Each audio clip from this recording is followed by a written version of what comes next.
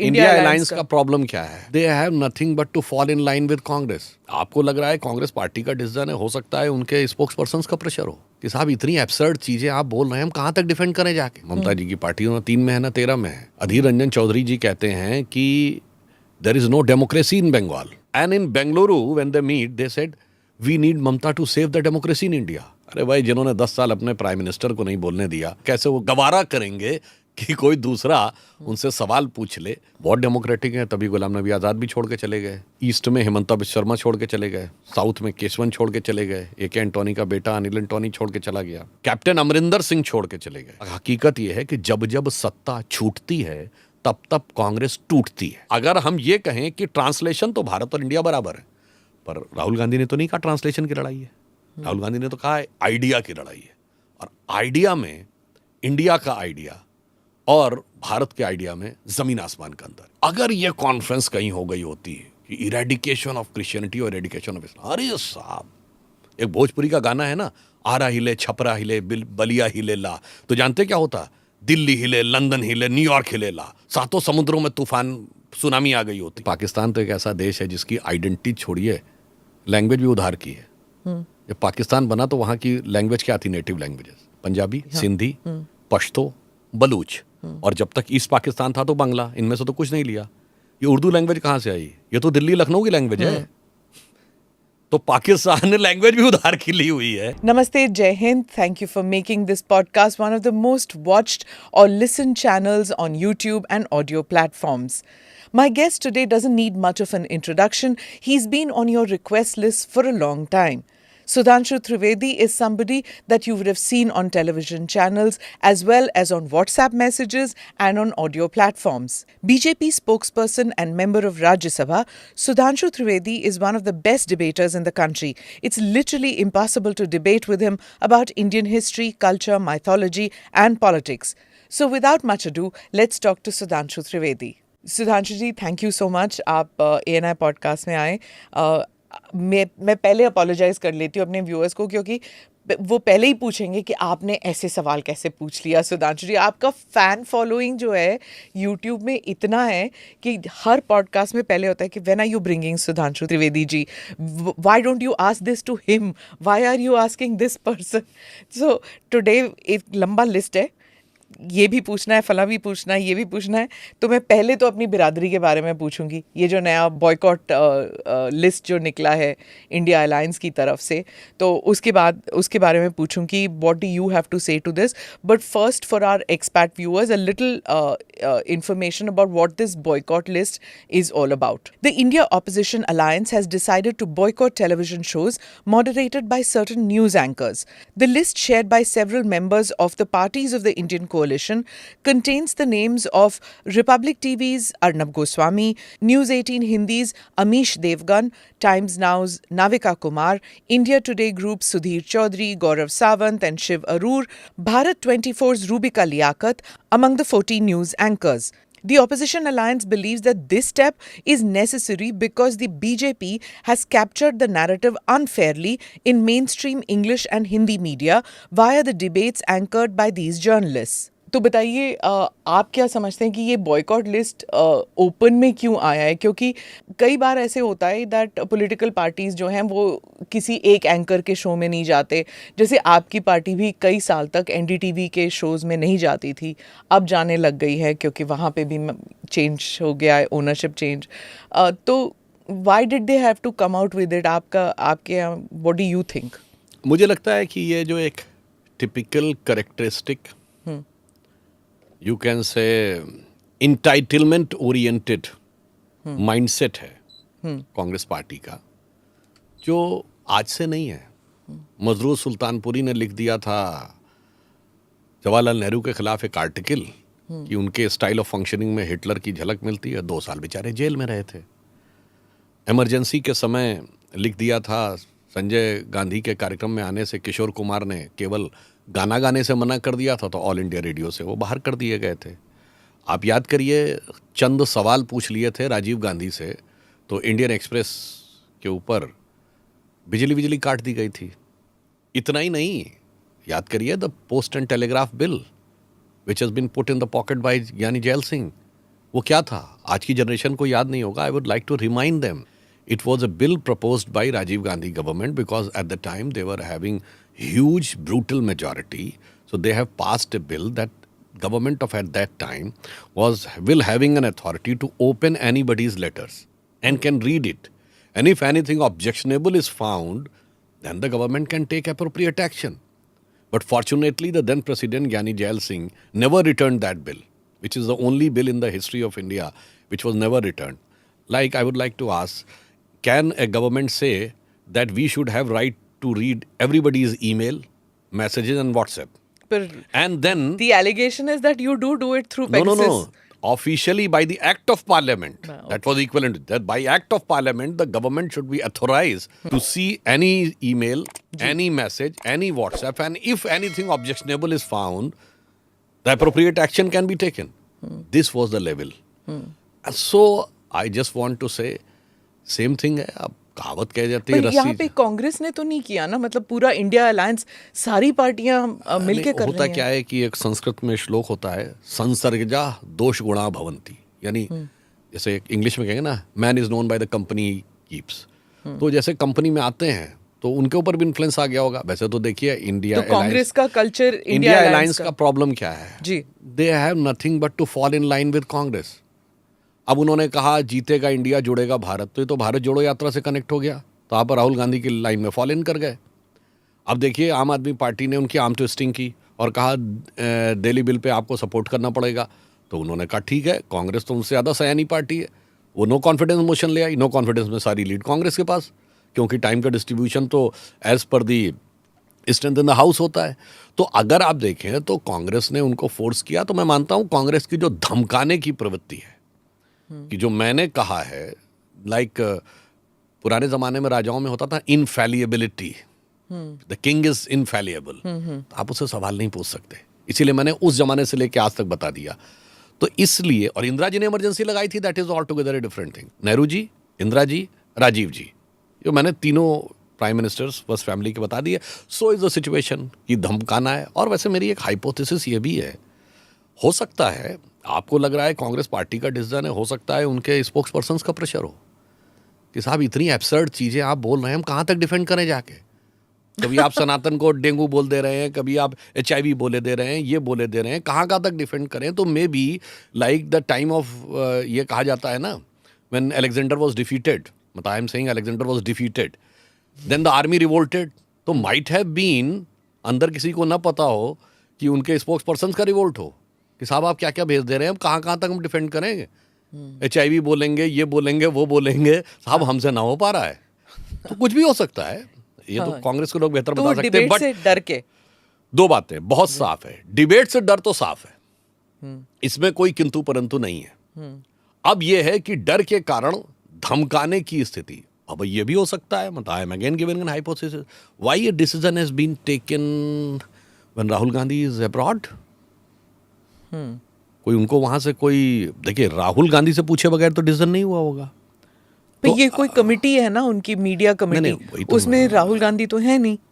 अब फैक्ट तो यह है कि राहुल गांधी जी आज की डेट में neither he is party president, nor is vice president, तो फिर nor is general secretary, nor is the leader of the opposition Rajya Sabha, nor is the leader of the opposition तो उन्हें क्यों लोकसभा. बट ही इज दोष all in all.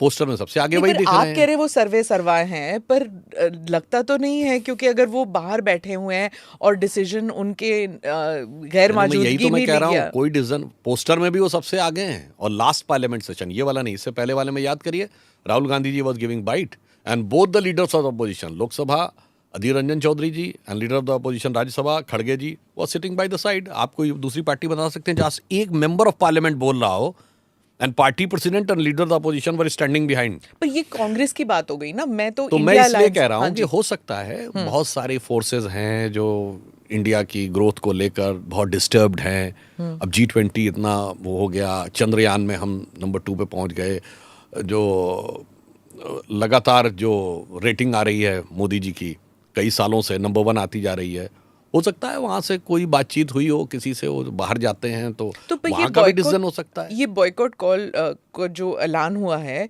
ये राहुल गांधी मौजूद नहीं है हिंदुस्तान में, लेकिन ममता जी भी नहीं है यहाँ पर, तो उनके गैर मौजूदगी में भी हो गया। और वो तो उनकी पार्टी तो कमेटी में भी नहीं है, अभी तक उन्होंने नाम नहीं दिया। फैक्ट तो ये है कि अब उनकी पार्टी के लिए तो बड़ी भारी समस्या है। ममता जी की पार्टी ना 3 में है ना 13 में है। अधीर रंजन चौधरी जी कहते हैं कि there is no democracy in Bengal, हमारे वर्कर्स का मर्डर हो रहा है, और वो कोर्ट तक चले जाते हैं, कांग्रेस वर्कर्स का मर्डर हो रहा है। I am talking about Congress worker.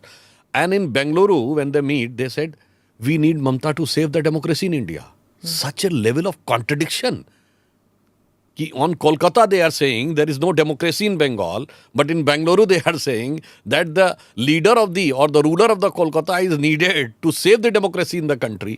तो इस ढंग के कॉन्ट्रडिक्शंस हैं। बताइए, लेफ्ट पार्टीज ने कह दिया हम तो ममता जी के खिलाफ लड़ेंगे चुनाव, तो वो तो अलग बात है। मीडिया में इंटरेस्ट इनका था, तो मैं बहुत अगर समराइज करूं तो 2 पॉइंट्स। 1, ये कांग्रेस की टिपिकल करेक्टरिस्टिक डोमिनेटिंग आदत है, फॉल इन लाइन, नहीं तो हम नहीं आएंगे। नहीं तो बस वो जो इनकी पार्टी में भी होता था कि बोलना नहीं चाहिए।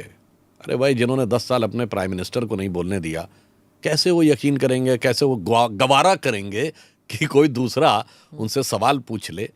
तो एक ये, और दूसरा हो सकता है कि उनके स्पोक्स पर्सन और लीडर्स बहुत परेशान हों कि आप इस ढंग की एब्सर्ड इलॉजिकल, कभी आप हिंदू धर्म को गाली बकेंगे, कभी सनातन धर्म को गाली बकेंगे। चलिए, मोदी जी के प्रति जो बोल रहे थे समझ में आता था, आप एक बार वो टॉलरेट कर सकते थे, डिफेंड कर सकते थे, कुछ भी मन में ईर्ष्या है भाई, व्यक्ति के बारे में बोलिए, कोई बात नहीं, हम टॉलरेट करेंगे।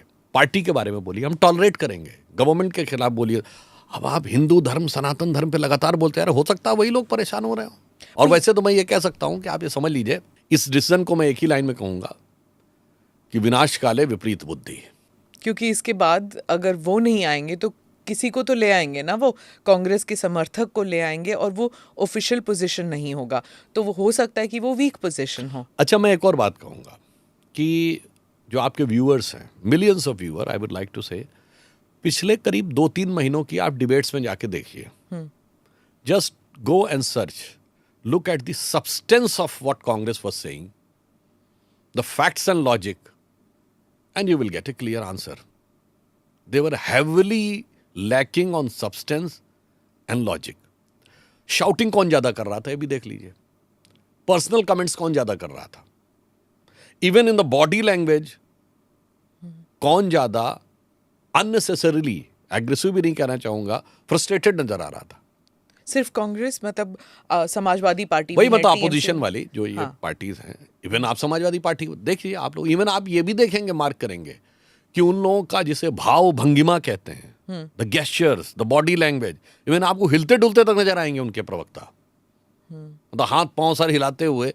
तो ये दर्शाता है कि somehow they were feeling discomfort, so they might have taken, it is up to them. देखिए, डिसीजन उनका है, मगर एक बात बहुत साफ है, बहुत साफ हो गया कि पहले उनको किससे प्रॉब्लम नहीं थी।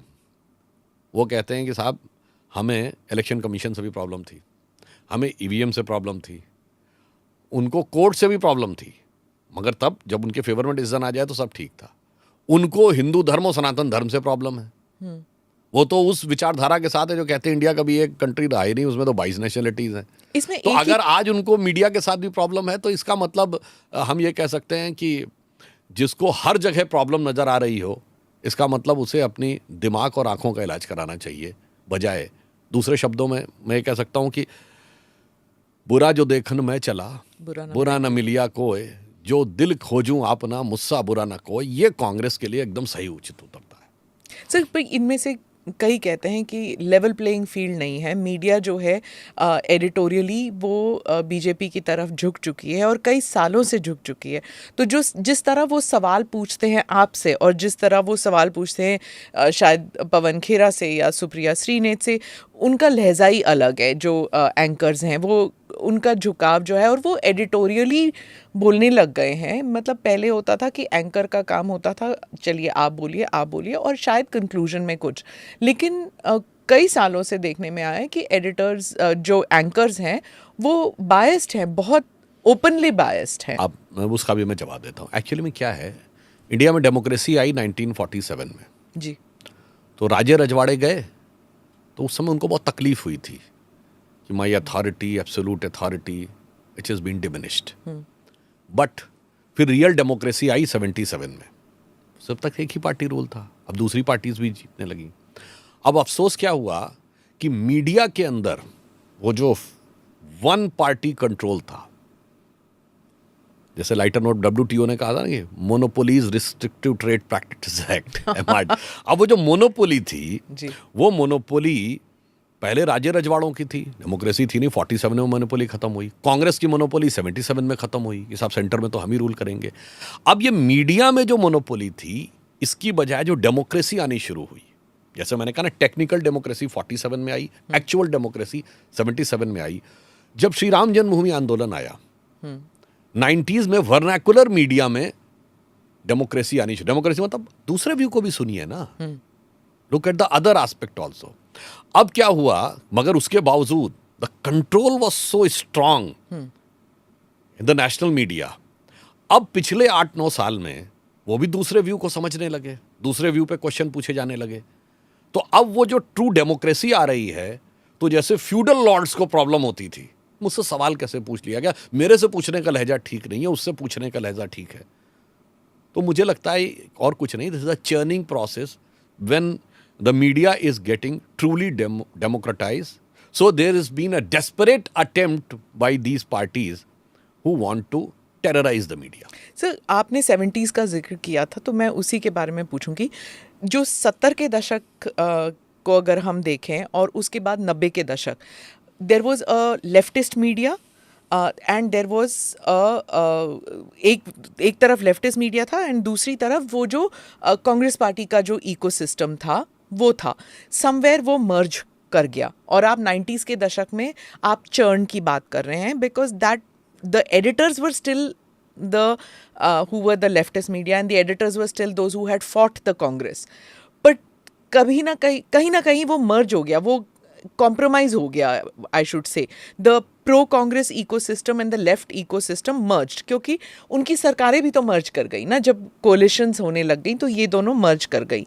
अब 90s के दशक में you got another set of journalists who came, who were writing in favor of Atal Bihari Vajpayee, they were writing in favor of Advani जी। अब वो editors जो हैं या वो opinion makers जो हैं, they rose in ranks और धीरे धीरे they became in positions of power in the news media. तो न्यूज़ रूम में बदलाव आने लग गया 90 के दशक में और उसके बाद 2000s, and of course there was a huge fan following for Atal Bihari Vajpayee जब वो प्रधानमंत्री बने। Then comes the era of coalitions, फिर मीडिया में they didn't know which way to go. अब जो है इट इज़ क्वाइट क्लियर, कोई भी आप चैनल खोल लीजिए, it's quite clear that it's a pro BJP bias that is there. No, जो आपने कहा कि गवर्नमेंट चेंज हुई, कोई इसमें प्रो गवर्नमेंट और वाजपेयी जी के फेवर में रहे फिर कोलिशन में कंफ्यूज रहे, ऐसा कुछ नहीं रहा। The agenda was very clear since 60s, and if somebody is having any confusion they can go and read Mitrokin's archive, KGB and the World Part 2, how the media was controlled in 60s and 70s. I am giving you an example. There was one journalist whose name was Yuri Bachmanev, who used to work in India in 60s and 70s, and actually he was a KGB agent. He finally defected to Canada, and then he has given an interview in Canadian media and has given a very clear-cut elaboration of how the media was controlled at the time, and the reminiscence is still continuing. He has given a phrase, ideological subversion. इस पूरी society को demolish करने का एक mechanism है जिसके उसने 4 parts बताए। फर्स्ट, आपके दिमाग में भरना है कि आपका समाज, संस्कृति सब कुछ गलत है और सब कुछ बुरा है आपके अंदर। उसने उसको कहा है first stage is the stage of demoralisation. पहले दिमाग में भरना है कि सब कुछ गलत है हमारा, एवरीथिंग इज रॉन्ग। जब हम वो इशू क्रिएट कर ले जाएं, then he says second stage come the stage of destabilization. अब उनको लेकर एक मूवमेंट खड़े करने हैं टू डिस्टेबलाइज द सोसाइटी। अब जब उसमें भी सक्सेस हो जाएंगे, the third stage stage of revolution उन्होंने कहा है, यानी अब वायलेंट रिएक्शंस में करना है टू कैप्चर द पावर। और then the comes the fourth stage, जिसको उन्होंने कहा था स्टेज ऑफ नॉर्मलाइजेशन, यानी द रिजीम इज कैप्चर्ड। तो क्या हुआ कि वो पूरे एक एजेंडा के तहत चल रहे थे 60-70। एजेंडा उनका कभी नहीं कम हुआ। इंडियन कल्चर, हिंदू धर्म सबको नुकसान करते रहना है। सुषमा स्वराज जी का 1996 का 13 दिन की गवर्नमेंट का जाके वो देखिए जो संसद में भाषण दिया था, उन्होंने कहा था इस देश में सेकुलर होने की पहचान ये है कि आप हिंदू होने पर ग्लानि का अनुभव करें और इन Shem you should be ashamed of being a Hindu, and intellectual होने के लिए है you should be abusing Hinduism on every aspect. इस एजेंडा में कोई कमी आई हो तो बताइए। और मैं इस बात को फैक्ट के साथ बोलना चाहता हूं, अगर उनके जमाने में कोट कर रहा हूं, 30 अक्टूबर 1990 जिस दिन कार सेवा थी अयोध्या में, the famous dialogue of Mulayam Singh Yadav, परिंदा नहीं पर मार पाएगा। आज जाके दूरदर्शन के आर्काइव से चेक करिए, मुझे याद है अच्छी तरह बच्चों, 3 बजे की खबर आई, कुछ नहीं हुआ है वहां। रात 9 बजे दूरदर्शन और आकाशवाणी दोनों की खबर आती, उन्होंने कहा nothing happened there. Next day morning Times of India, Navbharat Times दोनों में गुंबद पे खड़े हुए कार सेवकों की और झंडा भगवा ध्वज लगाए हुए कार सेवकों की फोटो। इतना झूठ बोला जाता था। फैक्ट ये, और इसलिए गोली 30 अक्टूबर को नहीं चली थी। मैं फिर रिमाइंड कर दूं, वो लोग भूल गए, 2 नवंबर को गोली चलवाई गई क्योंकि the government got frustrated because they were ashamed in front of people कि ये क्या हो गया, हमने तो कहा था कुछ नहीं हुआ, ये कैसे। और ये इंश्योर किया गया था कि वो मीडिया की कोई खबर ना जाने पाए। मैं याद दिलाना चाहता हूं 29 अक्टूबर एंड 30 अक्टूबर 1930 लखनऊ आने वाली सारी ट्रेनें कैंसिल, लखनऊ आने वाली सारी फ्लाइट्स कैंसिल, लखनऊ आने वाली सारी बसेस कैंसिल, कोई प्राइवेट व्हीकल भी नहीं आ सकता है, only government vehicle, all STD calls blocked, यानी आप शहर के बाहर ना फोन कर सकते ना कुछ। इसके बावजूद अब वो जर्नलिस्टों का हुनर था कि वो कैसे पहुंचा ले गए वो फोटो बाहर।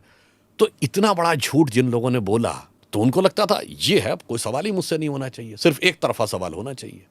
अब दोनों तरफ के सवाल आने लगे हैं तो अनकंफर्टेबल होगा। जैसे मैं कहूंगा ना, किंगशिप का जमाना था, बाद अब्बा मुलायजा होशियार कहा जाता था, सजदे में निगाह रहे तमाम, होश खिरत पेश बादशाह रहे। तो मतलब झुक के ही बात करनी है, सवाल तो पूछना नहीं है। अगर खड़े होकर सवाल पूछता है उसे लगता है क्या तरीका है बोलने का। अदरवाइज एक भी अब मैं छोटी सी बात बताता हूं, उनको लगता है कि कोई मीडिया ज्यादा पूछ रहा है। अब बताइए, आप ये कहेंगे राहुल गांधी जी बाहर जाके बोले, जब मुस्लिम लीग से उनके रिलेशन में पूछा गया, उनका आप देखिए word and tone and tenor, Muslim League is absolutely secular, no problem about it, I don't have any problem. Muslim League is absolutely secular. I am having no problem about it. And BJP is communal. अब अगर इस ढंग का आप narrative होगा, तो फिर अगर आपसे जर्नलिस्ट पूछेगा कि if you are saying that BJP is communal and Muslim League is absolutely secular, then you say नहीं तो साहब हम ही से क्वेश्चन पूछ रहे हैं, उनसे क्यों नहीं पूछ रहे हैं। But this is the attitude or this is the view not just of Rahul Gandhi.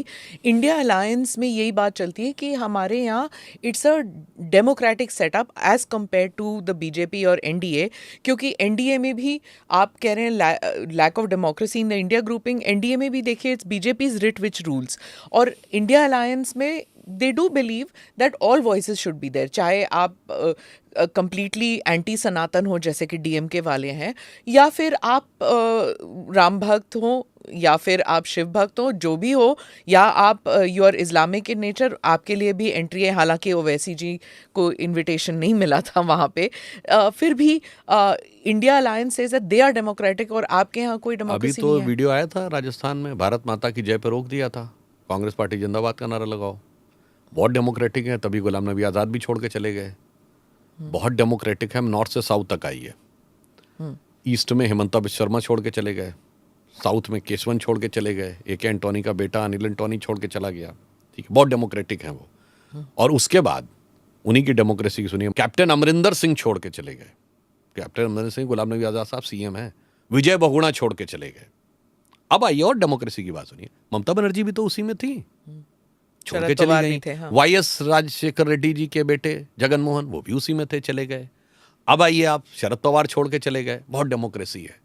और आपको बता देता हूं, उससे पहले 90s के दौर में अर्जुन सिंह कांग्रेस, तिवारी कांग्रेस, शरद पवार कांग्रेस। अब आइए 70s में देवराज अरस, ब्रह्मानंद रेड्डी, बाबू जगजीवन राम। अब आइए जब 68-69 में पहली बार राज्यों में इनकी गवर्नमेंट गई थी, निजलिंगप्पा, कामराज, चौधरी चरण सिंह, चंद्रशेखर, नीलम संजीव रेड्डी। मतलब वो सब बीजेपी की वजह से छोड़ के जा रहे थे ना। इसलिए मैं कहना चाहता हूं, fact of the matter is when ever Congress loses power, क्योंकि फंडामेंटली कांग्रेस एक ऐसी पार्टी है जिसकी कोई विचारधारा नहीं है। फंडामेंटल डिफरेंस है, हम एक आइडियोलॉजी ओरिएंटेड कार्डर बेस्ड पार्टी है, यानी विचारधारा प्रेरित कैडर आधारित पार्टी। वो सत्ता प्रेरित लीडर बेस्ड पार्टी है। इसलिए वहां स्थिति क्या है, जब सत्ता गई पार्टी टूट जाती है। तो मैंने लास्ट 60 इयर्स का बता दिया।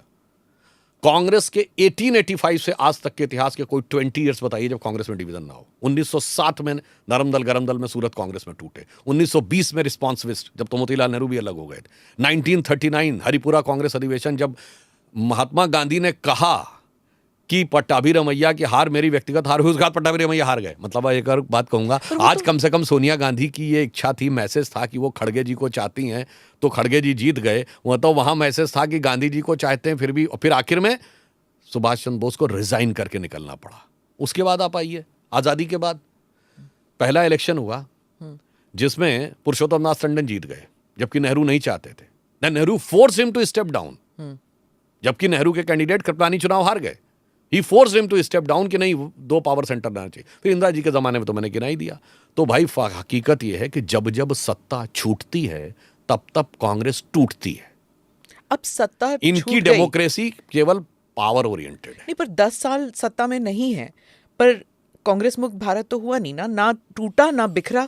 मतलब इक्का दुक्का लोग अगर चले गए फिर भी आप हटा तो नहीं सके ना तो कांग्रेस की मानसिकता आप हटा सकते, क्योंकि जब भी मैं सवाल पूछती हूँ वो कहते हैं कांग्रेस मुक्त भारत का ये मतलब नहीं है कि हम कांग्रेस को खत्म कर दें, पर ये है कि जो कांग्रेस की मानसिकता है उसको बदल दें। I don't know, this is just fudging of words. I think fudging of words नहीं। खड़गे जी क्यों बन गए अध्यक्ष? 21वीं सदी के पहले सूरज की पहली किरण 1 जनवरी 2001 से आज तक कभी कांग्रेस ने सोनिया गांधी जी, केसरी जी को बनाया तो था।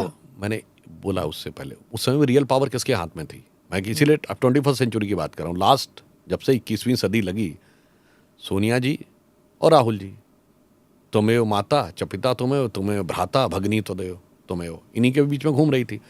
आज वो हालात बने कि आपको बनाना पड़ा, क्योंकि अब आपको लगा कि हालात में बदलाव आ रहा है, तो चाहे आपको नेम सेक करना पड़ा। अब इसको कोई व्यक्ति अदरवाइज भी ले सकता है, पर ये क्यों हुआ? मोदी है तो मुमकिन है, वरना कभी आप सोच सकते थे कि वो किसी को हटा के दूसरे को बनाए। और मैं कहना चाह रहा हूं, जो उन्हें समझना चाहिए कि देश की जनता क्या समझ रही है। देखिए, ये जितनी भी पार्टियां थीं, इसमें किसी का कोई सिद्धांत नहीं था। They have become a family fiefdom, और इन्होंने केवल पावर से करप्शन करके, जो प्रधानमंत्री जी ने कहा ना, भ्रष्टाचार, तुष्टीकरण और परिवारवाद। तुष्टीकरण, एक्सट्रीम तुष्टीकरण का कार्ड खेलो, एक्सट्रीम मुस्लिम अपीजमेंट, मुस्लिम में नहीं, फंडामेंटलिस्ट मुस्लिम अचीवमेंट। मुस्लिम्स के कुछ नहीं लेना देना। मुस्लिम्स इनके 60 साल के जब एब्सोल्यूट शासन में बर्बाद हो गए। उसके बाद क्या करो? उसके बाद परिवार के हाथ में सत्ता लाओ, और जब सत्ता आ जाए तो पैसा कमाओ। मगर अब जो यंगर जनरेशन अब समझदार होती जा रही है, अब रेट ऑफ लिटरेसी भी 80% के आसपास हो गई। अब 2019 का इलेक्शन देखिए, नॉर्थ टू साउथ, परिवार के सारे अलंबरदार चुनाव हार गए। महबूबा मुफ्ती कश्मीर में चुनाव हार गई, पंजाब में बादल परिवार चुनाव हार गया, हरियाणा में हुड्डा जी और उनके बेटे चुनाव हार गए, राजस्थान में अशोक गहलोत जी के बेटे चुनाव हार गए, उत्तर प्रदेश में अखिलेश जी की पत्नी चुनाव हार गई, बिहार में लालू यादव जी की बेटी चुनाव हार गई, आंध्र में आप आइए, तेलंगाना में केसीआर की बेटी चुनाव हार गई, चंद्रबाबू नायडू के बेटे चुनाव हार गए, देवेगौड़ा जी के बेटे चुनाव हार गए, और परिवारवाद के सबसे बड़े प्रतीक राहुल गांधी जी चुनाव हार गए। आंखें खोलिए, अब देश का यूथ इंटाइटलमेंट पे भरोसा करने के लिए तैयार नहीं है कि मैं सिर्फ पैदा हुआ इसलिए मुझे इसका मिलना है। You have to prove the worth, you have to prove कि व्हाट यू आर डूइंग। इसलिए इनको ये प्रॉब्लम नजर आ रही है। ये परिवारवाद के जो प्रोडक्ट्स हैं उनको आपने अपनी पार्टी में ले लिया, अमरिंदर सिंह को ले लिया आपने, अनिल एंटनी को ले लिया। I don't have anything against them, I don't mean to denigrate their जो भी उनके अचीवमेंट्स हैं, लेकिन इतने सारे हैं, ज्योतिरादित्य भी हैं, इन सबको आपने अपनी पार्टी में क्यों लिया? फिर ज्योतिरादित्य तो मध्य प्रदेश कांग्रेस के अध्यक्ष थे। हाँ, तो हमने मध्य प्रदेश कांग्रेस के अध्यक्ष को लिया है। अगर आपको लगता परिवारवाद है तो आप बताएं कि आपने मध्य प्रदेश कांग्रेस का अध्यक्ष उन्हें क्यों बनाया था? हमने पंजाब के एक्स सीएम को लिया है, कैप्टन अमरिंदर सिंह को। हमने उनके पॉलिटिकल स्टेटस के बेस के ऊपर लिया। पॉलिटिकल स्टेटस तो आपने बनाया था। आप इस और परिवारवाद और परिवार में क्या अंतर होता है, ये ऐसे आपको बताता हूं, जैसे पूंजी और पूंजीवाद में अंतर। पूंजी मनी तो सबको चाहिए ना, जिंदगी जीनी है, जीवन यापन करने के लिए खर्चा पैसा चाहिए, धन संपत्ति सबको चाहिए, परंतु सारी धन संपत्ति मेरी ही होगी, ये पूंजीवाद है। उसी प्रकार किसी के परिवार का कोई व्यक्ति कभी राजनीति में नहीं आ सकता, कोई पार्टी नहीं ज्वाइन कर सकता, ये नहीं कहा जा सकता, परंतु one and only absolute control मेरा ही रहेगा पार्टी पे, मेरे बाद मेरे परिवार का रहेगा। जैसे 2023 है, खड़गे जी अध्यक्ष बन गए, पर पोस्टर में राहुल गांधी आ गए हैं। कांग्रेस पार्टी राहुल गांधी जी को लेकर जितना तेज डिफेंड करती है हर चीज में, यह है 2023। 1920 में कांग्रेस का अध्यक्ष कौन था? मोतीलाल नेहरू। 1929 में मोतीलाल नेहरू, 1930 द फेमस लाहौर कांग्रेस अधिवेशन, जिसमें 26 जनवरी 1930 को पूर्ण स्वराज का प्रस्ताव पारित हुआ। The Congress presidency transferred from Motilal Nehru to Jawaharlal Nehru. तो साहब 100 साल से मेरा कंट्रोल है पार्टी के ऊपर, प्रैक्टिकल कंट्रोल मेरा है। दिस इज परिवारवाद। आप पोस्टर्स की बात करते हैं, आपकी पार्टी में भी तो कुशाभाऊ ठाकरे अगर प्रेसिडेंट हैं तो तस्वीर तो होती थी अडवाणी जी की या वाजपेयी जी की, और अब अगर नड्डा जी हैं ज्यादातर तो मोदी जी की तस्वीर है हर आप जगह। पार्टी के किसी भी कार्यक्रम में देखें, मोदी जी और नड्डा जी दोनों की फोटो है। हाँ, है तो सही वो, पर किसी प्रोग्राम में देखिए, it is always everybody knows कि वो तो बानी बात है। सर्वोच्च नेता तो वही है, जब अटल जी सर्वोच्च तो फिर नेता वहाँ थे तो अटल सर्वोच्च जी थे। नेता गांधी परिवार है। बिल्कुल आपकी सही और बात अगर आप टीएमसी को देखिए तो ममता जी की तस्वीर है। अब अगर आप समाजवादी पार्टी को देखिए तो अखिलेश हैं, उससे आपने पहले बहुत सही मुलायम बात सिंह। कही। हाँ, तो फिर ऑफिशियली पोस्ट पे रहिए ना। नड्डा जी अध्यक्ष हैं इसलिए उनकी फोटो है, प्रधानमंत्री जी प्रधानमंत्री हैं इसलिए उनकी फोटो है। ये नहीं हो सकता ना कि प्रधानमंत्री डॉक्टर मनमोहन सिंह रहेंगे, फिर एक नेशनल एडवाइजरी काउंसिल क्रिएट की जाएगी जिसका चेयरमैन होगा, जिसको रैंक ऑफ कैबिनेट मिनिस्टर होगा, कैबिनेट मिनिस्टर भी नहीं होगा, रैंक ऑफ कैबिनेट मिनिस्टर, फिर वो रैंक ऑफ कैबिनेट मिनिस्टर वाले की फोटो बड़ी होगी। आज राहुल गांधी जी जस्ट मेंबर ऑफ पार्लियामेंट, क्यों छोड़ी अध्यक्षी भाई? आपको रहना चाहिए था, मैं लड़ूंगा, डरो मत, और डर के छोड़ के भाग गए। और प्रधानमंत्री जी ने नाम बदलने के ऊपर पार्लियामेंट में एक वो कविता सुनाई थी ना कि नाम बदलने से कोई किसी की कोई वो नहीं बदल जाता है। तो उन्होंने कहा भाई नाम बदलने से किसी की तकदीर नहीं बदलती है। तो उन्होंने कहा कि नाम बदलने से न बने किसी की तकदीर, और भाग्यचंद की आज तक सोई है तकदीर। उन्होंने ये कहा था, युद्ध छोड़कर भागते नाम भले रणधीर। युद्ध छोड़कर भागते नाम भले रणधीर, और भाग्यचंद की आज तक सोई है तकदीर। और नाम बदलने से न बदले भाग्य की रेखा, ये काका हाथरस की कविता थी। नाम बदलने से न बदले भाग्य की रेखा, स्वर्ण सिंह के हाथ कड़ा लोहे का देखा। तो इसलिए आपको क्यों युद्ध छोड़ के भागे? आपको खड़े होकर स्टैंड रहना चाहिए। देखिए जमीन आसमान का अंतर है। आपकी खानदानी जागीर थी, आप अमेठी उसको ये मानते थे, और आप हार गए और छोड़ के आप चले गए। मैं ये नहीं कर रहा। और मोदी जी सोचिए, 2004 और 2009 उत्तर प्रदेश में हम 10-10 लोकसभा केवल जीते थे, 80 में 10 ओनली। 2007 और 2012 की विधानसभा, 2007 में हमारे 52 या 53 विधायक 400 में, और 2012 में 47 विधायक, यानी हम मेन अपोजिशन पार्टी भी नहीं थे। और वहां से आके फिर लड़ते हैं वाराणसी से, और 73 लोकसभा सीटें, 325 विधानसभा। ये होता है लीडर, कि हम आए, लड़े और उठकर खड़े हो गए, पार्टी को खड़ा कर दिया। और एक ये होता है कि भाई युद्ध छोड़कर भागते नाम बड़े रणधीर, और उसके बाद आप कहेंगे कि जी नहीं साहब हमारे यहाँ तो इसलिए फंडामेंटल डिफरेंस। पोस्ट ऑन करिए, देन आप बिल्कुल आप सर्वोच्च नेता। नाम बदलने की बात चल रही है तो बताइए, ये भारत इंडिया, इंडिया भारत, नाम बदल रहे हैं इस बार? देखिए मेरा ये मानना है कि अगर हम ट्रांसलेशन की बात करें तो संविधान में इंडिया भी है, भारत भी है। हमने तो नहीं कहा हम इंडिया के खिलाफ हैं, हमने भारत नाम लेना शुरू किया तो उनके पेट में क्यों दर्द होने लगा? भाई वो भारत के खिलाफ देख रहे हैं, हम तो इंडिया के खिलाफ नहीं देख रहे हैं। हम तो कह रहे हैं भारत जोड़ो यात्रा था, भारत के खिलाफ तो नहीं है, पर ये है कि आप क्या सच में नाम बदलने वाले हैं? काशी से बनारस बना, बनारस से वाराणसी बन गया। इंडिया का फुल फॉर्म आप पूछिए तो एक झटके में 10 में से 9 लोग इंडिया के नहीं बता पाएंगे, INDI वालों के। और पहले दिन का तो मैं आपको मजेदार वाकया बताऊं, मैं टीवी डिबेट पे था और ये जाके कोई चेक कर सकता है। मैंने उनके प्रवक्ताओं से पूछा कि जरा अपने गठबंधन का हिंदी में नाम तो बता दीजिए। या किसी भी भारतीय भाषा में नाम बता दीजिए, तो गूगल देख के भी नहीं बता पा रहे थे। इसका मतलब क्या हुआ? Your entire thought process was in English and then it finally culminated on abbreviation. Even in English आपको एक झटके में कहा जाए तो फुल फॉर्म नहीं बता पा रहे, और हिंदी या किसी दूसरी इंडियन लैंग्वेज में तो आपको पता ही नहीं है। तो इसे कहते हैं कि अंग्रेज। अब ये बताएं किस बात का है, इसको आप ऐसे समझिए। लोग कहते हैं इंडिया कॉन्स्टिट्यूशन में इंडिया भारत दोनों लिखा है, तो अगर हम भारत यूज कर रहे हैं तो व्हाट इज द प्रॉब्लम? चलिए, आप कहेंगे संविधान में दोनों है, पर आजादी के बाद भारत आया है ना। आजादी से पहले कहीं कॉन्स्टिट्यूशन या किसी ऑफिशियल सेटअप में भारत लिखा था क्या? Government of India 1935 only India ही लिखा था। Provincial assembly election 1937 under government of India act 35, केवल वही था। Minto Morley reforms government of India act 1999 1919 government of India लिखा था। इंडिपेंडेंस ऑफ इंडिया एक्ट, तो भारत आया तब जब भारत स्वतंत्र हुआ, इंडिया तब भी था जब ब्रिटिश काल था। तो इसलिए अगर हम ये कहें कि ट्रांसलेशन तो भारत और इंडिया बराबर है, पर राहुल गांधी ने तो नहीं कहा ट्रांसलेशन की लड़ाई है।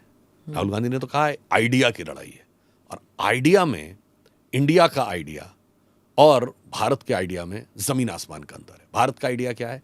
भारत का शब्द दो शब्दों से मिलकर बना, भा जिसका अर्थ होता है प्रकाश, ज्ञान का प्रकाश, द लाइट ऑफ नॉलेज, और रथ का अर्थ होता है लगा हुआ। भारत जो ज्ञान के प्रकाश के अनुसंधान में निरंतर लगा हुआ है, that which is in परपीचुअल pursuit of knowledge. इसीलिए अनादिकाल से यहां पर सब लोग नॉलेज के लिए आते थे। That vibration is Bharat. और इंडिया क्या है? सबसे पहले वर्ड आता है 3rd सेंचुरी बीसी में, मेगास्थनीज आता है चंद्रगुप्त मौर्य के समय में, अपनी किताब लिखता है इंडिका। वो पूरी अवेलेबल नहीं, उसके फ्रैगमेंट्स अवेलेबल हैं। यानी इंडस रिवर के इधर के साइड के पोर्शन को कहा गया। इसका मतलब India is a geographical connotation and Bharat is a spiritual connotation. Bharat वो है, महाभारत शब्द में है। भगवान कृष्ण कहते हैं यदा यदा हि धर्मस्य ग्लानिर्भवति भारत। आज भी आप पूजा करते हैं जम्मू द्वीपे आर्यावर्ते भारत खंडे। भारत वो है जिसके लिए लिखा है उत्तरम यद समुद्र से दक्षिणम च हिमाद्रिभिः वर्षम यद भारत नाम भारतीय से संतति। बहुत साफ कि भारतीय उसकी संतति है जो समुद्र के उत्तर में और हिमालय के दक्षिण में है। और ये भी ज्योग्राफिकल है फिर? नहीं, वो बता रहा हूं। और वो क्या है? उसी जिस आप विष्णु पुराण की बात कहते हैं उसी में आगे लिखा है गायन्ति देवः किल गीतकानि धन्यास्तुते भारत भूमि भागा स्वर्गापवर्गास्पद भाग हेतो भवन्ति भूयः पुरुषा सुरत्वात्। इसका अर्थ हुआ देवता भी जिसकी स्तुति में गीत गाते हैं वह भारत भूमि धन्य है, क्योंकि स्वर्ग में देवता रहने के बाद, समस्त सुखों का उपभोग करने के बाद भी मनुष्य रूप में यहाँ जन्म लेने के लिए लालायित रहते हैं, क्योंकि यही वो मोक्ष भूमि है, यह पुण्य भूमि है, मुक्ति यहीं से मिलती है। देवता बन के आप जा सकते हैं, मुक्ति नहीं मिलेगी। और भारत वो है जिसके लिए आर्थर शोपेनहावर ने कहा कि दुनिया का सबसे विकसित मस्तिष्क देखना है तो भारतीय आकाश के नीचे आना पड़ेगा। Upanishadic philosophy the height of human intellect. और वो छोड़िए, फिर किसने फॉरेन वाले ने क्या क्या बोला, वो सारी बातें अलग छोड़ दीजिए। तो भारत ये सांस्कृतिक राष्ट्र है, ये एक जीवंत राष्ट्र है जिसे तोड़ा नहीं जा सकता। कहते हैं कि ठीक है, अगर आप ओरिजिन देख लें इंडिया का, it comes from the Greek word, लेकिन वो फिर the others took it and Indus को इंडिया को हिंद आप जानते हैं मैं कहाँ जा रही हूँ। मैं एक बात कह रहा हूँ, देखिए इंडिया वो है कि जब भारत को बाहर से आप देखेंगे यूरोपियन पर्सपेक्टिव से तो इंडिया है, और जब आप अंदर अनुभूति करके देखेंगे अपनी माँ के रूप में तो भारत है। भारत माता की जय होती है ना। तो लेकिन जब अगर हम यूएन में जाते हैं या फिर अब G20 में, we were giving invitation cards and we were speaking about India, है ना, उनसे बात कर रहे हैं हम, फॉरेनर से बात कर रहे हैं, तो फिर इंडिया कहने में क्या दिक्कत है? हम ये बात कर रहे हैं, देखिए दोनों ही नाम लिखे हुए हैं कॉन्स्टिट्यूशन में। तो हम इंडिया लिख रहे थे, prime minister of India and president of India. तो अगर हम प्राइम मिनिस्टर ऑफ भारत और प्रेसिडेंट ऑफ भारत लिखे तो उन्हें क्या प्रॉब्लम है? सवाल तो ये है। अगर ये न लिखा होता कॉन्स्टिट्यूशन में तब ये क्वेश्चन था कि भाई now you are suddenly trying to create a new entity. But अगर वो लिखा है तो then what is the problem? मतलब हर कन्वेंशन और ट्रेडिशन को चेंज कर रहे हैं which doesn't suit the BJP, ये एलिगेशन है जी ना? नहीं, हर कन्वेंशन और ट्रेडिशन जिसे डिस्टॉर्ट किया गया था उसे लाइन पे ला रहे हैं। मैं पूछना चाहता हूं, हमारी पार्लियामेंट है, क्या नाम था इसका? Imperial legislative council. क्यों संसद कर दिया? राष्ट्रपति भवन का क्या नाम था? Viceroy house. आज भी इंग्लिश में भी राष्ट्रपति भवन ही लिखते ना आप, ये नहीं लिखते ना प्रेसिडेंट हाउस, राष्ट्रपति भवन ही लिखा जाता है। What is the problem?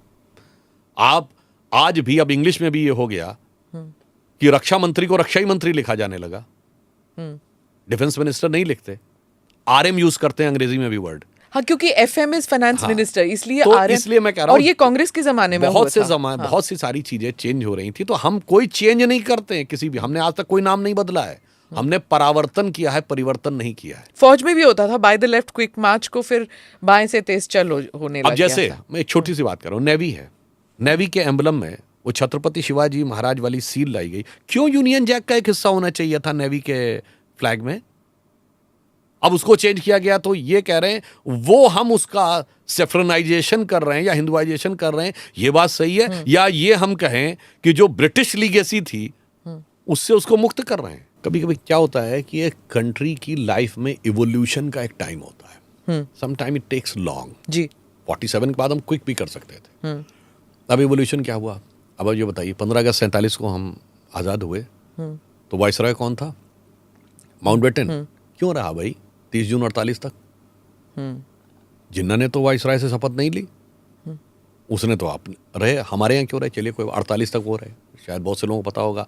Army chief 48 या 49 तक रहा, एयरफोर्स चीफ 54 तक अंग्रेज रहा, नेवी चीफ 57 तक अंग्रेज रहा, और किंग जॉर्ज की मूर्ति इंडिया गेट पे 68 तक रही, और Willingdon hospital, Ram Manohar Lohia hospital 78 में बना।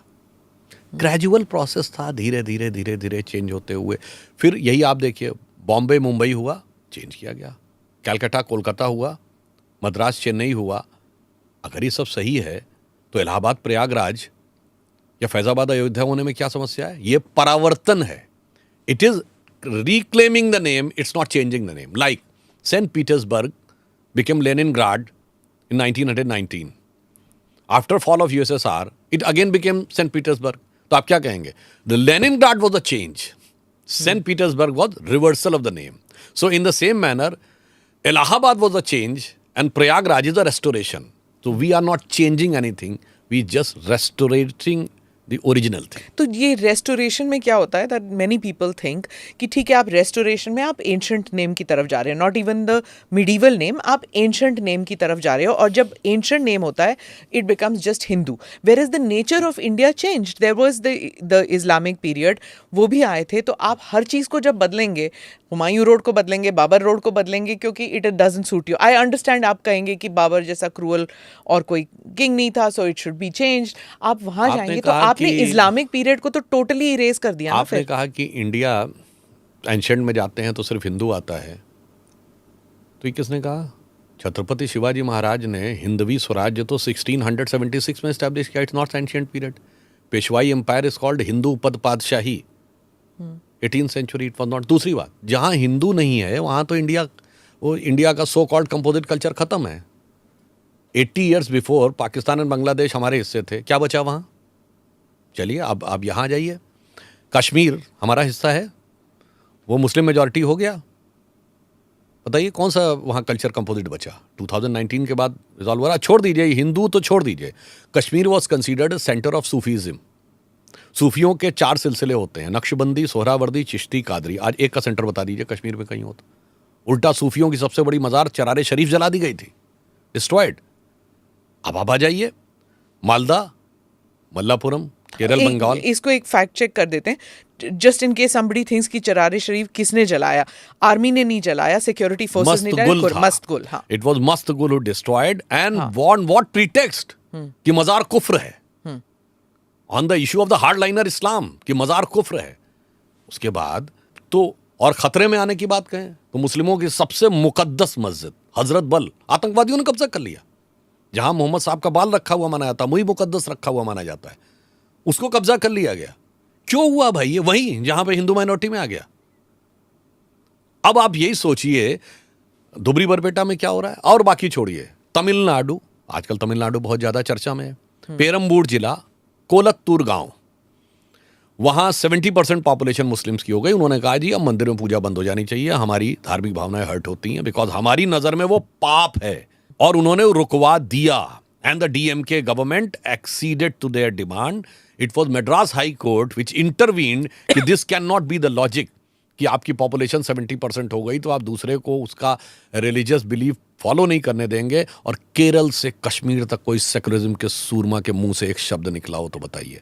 इसलिए मैं कह सकता हूं India is composite culture only where Hindus are in majority, and I would like to elaborate why it is so. It's not just any statistical argument.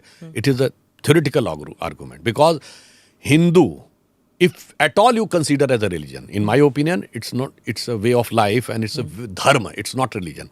But if somebody thinks it's a religion, इसको बताइए, धर्म वो अभी मैं पहले बताता हूँ उसके आगे. उसके बाद हाँ जी.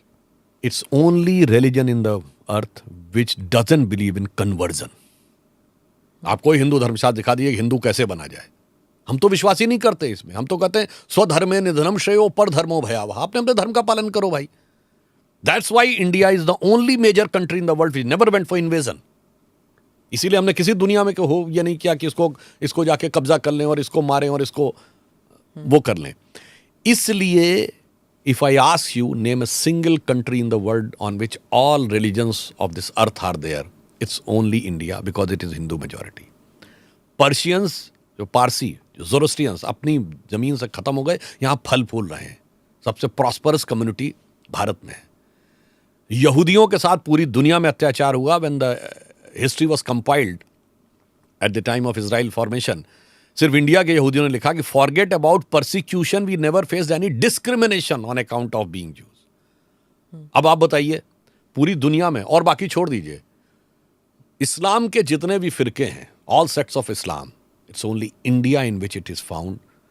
None of the 56 Muslim countries have all sects of Islam. तो वो भी इसलिए हैं कि हिंदू मेजॉरिटी है.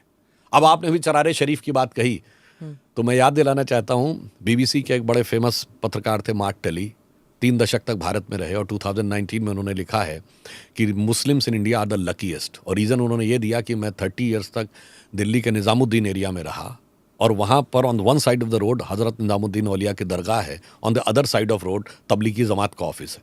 दोनों की फिलॉसफी में इतना डाइवर्जेंट अपोजिट है. उन्होंने कहा कोई दूसरा मुस्लिम देश होता तो ये 30 ईयर्स एक साथ नहीं रह सकते थे, किसी एक ने दूसरे को ख़त्म कर ही दिया होता. पर भारत के मुस्लिम इसलिए लकीएस्ट हैं, कम से कम अपने मजहब में जैसे चाहें वैसे इबादत कर सकते हैं. They are free to do worship as per their own sectorial belief in their own religion. ये क्यों है? Because this is a Hindu majority country. तो और बीबीसी को ही इंटरव्यू में शायद मसगुल ने कहा था, if I am not mistaken, we can dig that out from our archives, BBC के इंटरव्यू में ही कहा था कि सब जल के राख हो जाएगा, एंड उसके बाद अगले दिन जल के राख हो गया था वहाँ पे.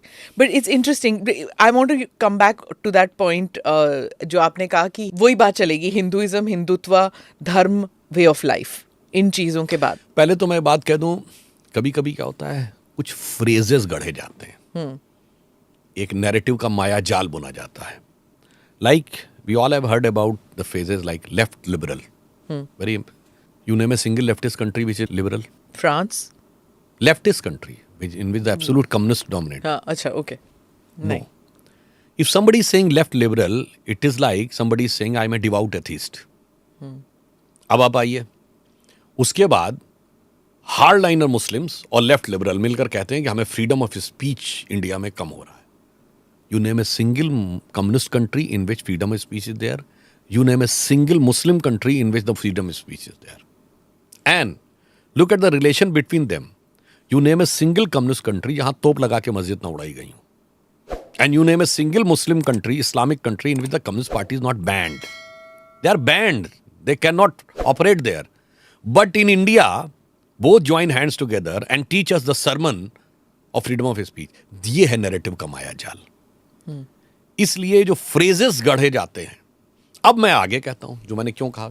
हिंदुइज्म, आपने कहा हिंदुइज्म वर्ड सुना होगा, कभी क्रिश्चियनिज्म वर्ड सुना है, इस्लामिज्म वर्ड सुना. Why ism is connected to Hinduism only. या फिर इंडिया से जुड़े रिलीजन्स के साथ होगा. जैनिज्म सुना होगा, बुद्धिज्म सुना होगा, सिखिज्म. इज्म सिर्फ इंडिया के रिलीजन्स में होगा. गजब है साहब. आप क्या कोई इज्म नहीं होगा, क्योंकि इज्म पॉजिटिव भी है और निगेटिव भी है. इसलिए वो निगेटिव एंगल हमारे साथ कनेक्ट कर दिया जाता है. फिर कहा जाता है कि हमारा इसमें डिफरेंस है और इसका मीनिंग ये है और उसका मीनिंग ये है, वो है. देखिए, मैं तो कहूंगा कि हिंदू धर्म है. और बाकी सब रिलीजन है। रिलीजन की कोई डेफिनेशन हिंदू के ऊपर लागू नहीं होती। Is there any single book? No. Single god? No. Single way of worship? No. Single thought process? No. Then by what parameter you are equating it with other religion? दोनों में अंतर क्या है? देखिए, धर्म शब्द धा धातु से बना है, संस्कृत का। धा का अर्थ होता है धारण करना। धरती शब्द इसी से बना है, धारण शब्द भी इसी से बना है। धर्म का लिटरल मीनिंग है धारणातिथि धर्म, वह तत्व जो आप पूरे यूनिवर्स को धारण करता है वो धर्म है।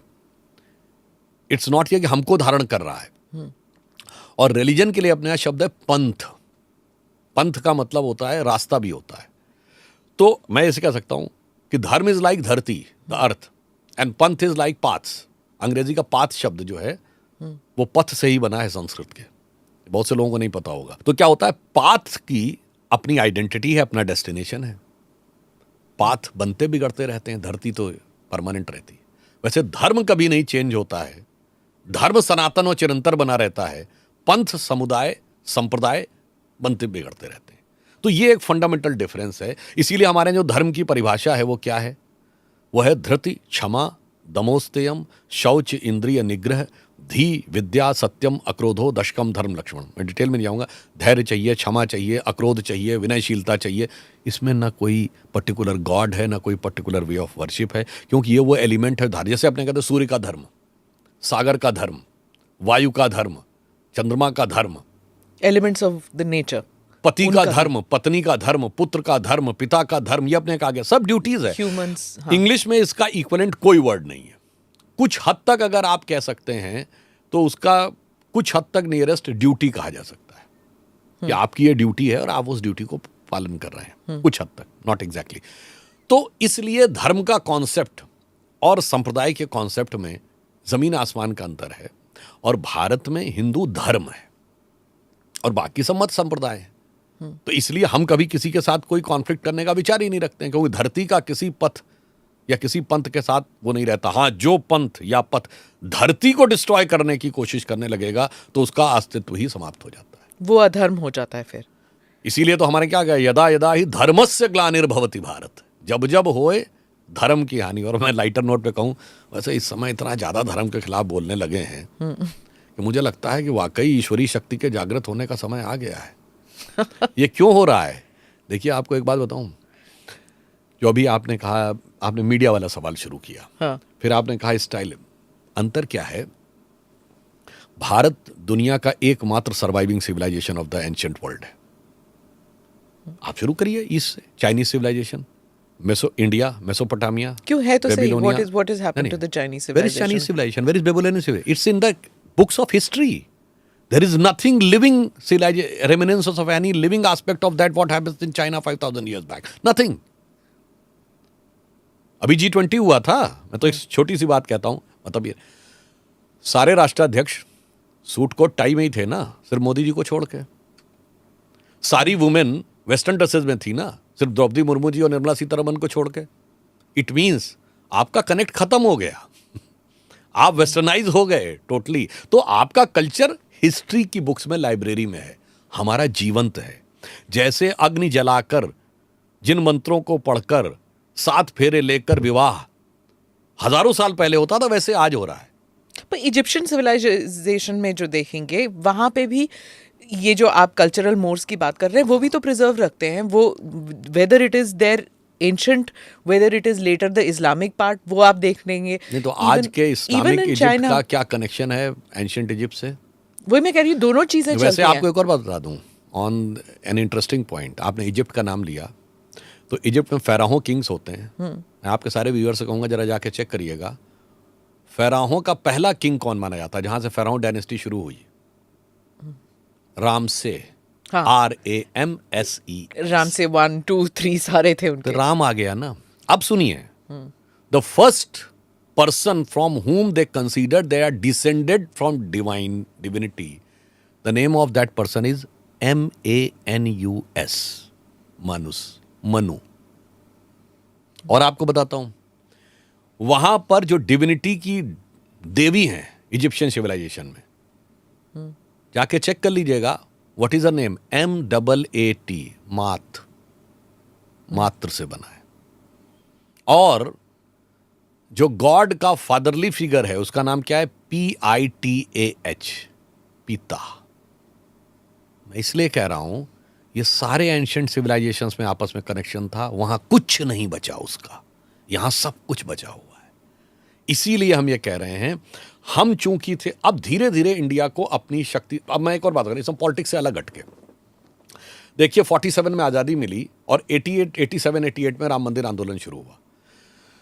किसी भी व्यक्ति के जीवन में जैसे 2-4 महीने 2-4 दिन होते हैं, सिविलाइजेशन में 1-2 जनरेशन्स होती हैं। तो अगर आप बीमार कर दिए गए और आपको इन्फेक्शन दे दिया गया, इन्फेक्शन हट जाए, still you will take some few days to become normal. आपके ऊपर अटैक होना शुरू हो जाए, डंडे पड़ने शुरू हो जाएं, डंडे रुक भी जाएं, तो for few minutes a person will remain in that tense position. तो 40 साल का समय था जब भारत की सभ्यता नेचुरल वे में आई, जब वो जनरेशन कमांडिंग पोजीशन में आ गई जिसकी रेमिनिसेंस में ब्रिटिश एज नहीं थी। तब भारत के स्वाभिमान की शुरुआत हुई 90s में। और अब आप देखिए 75 ईयर्स हो गए हैं और पहली बार ऐसा है, prime minister, president, vice president, speaker of the house and all, home minister, defence minister, all the, सब वो हैं जो आज़ादी के बाद पैदा हुए हैं। अब एक तरीके से वो जनरेशन कमांडिंग पोजीशन में है जिसने कि कभी देखा ही नहीं है वो ब्रिटिश रूल, वो लेगेसी इश्यूज नहीं मतलब फर्स्ट हैंड नहीं देखा, सुना है। तो अब लेगेसी इशू नहीं है, इसलिए अब ये मैं कह रहा हूं कि ये 75 इयर्स हैं gradual transformation of the country. That's why when prime minister had said कि ये अमृत काल के जो 25 साल हैं, उन्होंने बहुत गहरी बात कही है। वो हमारी सोच और दूसरों की पॉलिटिकल सोच का डिफरेंस है। उन्होंने कहा ये 25 साल वो फाउंडेशन बनाएंगे जो 1000 ईयर तक इस देश की डेस्टिनी डिसाइड करेगा। क्योंकि उसका प्राइम मिनिस्टर ने ऐसे नहीं बोला है, क्योंकि अब 25 से लेके वो जनरेशन जाएगी जिसके कि वो मदर फादर ने भी नहीं देखा होगा। यानी अभी तक तो मान लिया हमारी जनरेशन ऐसी है जिसने अपने ग्रैंड पेरेंट्स से तो सुना है कि पार्टीशन में क्या हुआ था, ब्रिटिश रूल कैसा था। अब 25 साल बाद वो जनरेशन हो गई जिसके वो ग्रैंड पेरेंट्स भी खत्म हो गए होंगे। तो अब क्या होगा, ट्रूली इंडियन स्पिरिट के साथ वो उठे हुए होंगे और तब जो भारत का स्वतत्व उभर के आएगा स्वतंत्रता में, वो 1000 साल तक भारत का नेतृत्व करेगा। और वो सिर्फ भारत का नहीं, दुनिया को का भी नेतृत्व करेगा। कैसे करेगा? हम डोमिनेट करने के लिए नहीं आए कि हम बड़ी इकोनॉमी बन गए, बड़े हथियार इकट्ठा कर लिए, इसको दबा दिया, इसको वो कर दिया। हम उसको इंस्पायर करेंगे। आप कहेंगे कैसे करेंगे? विश्वगुरु टेरिटरी में चल गए। कैसे? मैं एग्जांपल देता हूं। मोदी जी प्रधानमंत्री बने और जब योग दिवस का प्रस्ताव आया यूनाइटेड नेशंस में, मोर देन 170 कंट्रीज, मुझे याद नहीं 173 था, 174 था, more than 170 countries not only supported this, they became the second proposer, which has never happened in the history of United Nations. और अभी लास्ट योग दिवस पे जब यूएन हेडक्वार्टर्स पे मोदी जी ने योग किया, 135 देशों के रिप्रेजेंटेटिव थे। अच्छा, उन 170 में 40 से अधिक मुस्लिम कंट्रीज हैं। तो आप सोचिए कि अगर एक आदमी योग कर रहा है अपने घर में बैठ के, in any of these 170 countries, he is getting benefited and he is getting positively benefited. So he is developing a respect for India without any dominance of weapon, without any dominance of economy, without any dominance of power. ये है विश्व गुरु वाला element जो हमारे अंदर है। और ये आया कहां से योग? अरे भाई, हमारे षट दर्शन में ही तो है ना। वेदों में 6 दर्शन है, सांख्य, न्याय, वैशेषिक, योग, मीमांसा, वेदांत, उसमें योग है जो पतंजलि ऋषि ने दिया। तो अब मैं कह रहा हूं ये है पॉजिटिव इंपैक्ट वर्ल्ड के ऊपर, ये हम देने की स्थिति में। अब दूसरा एग्जांपल दे रहा हूं।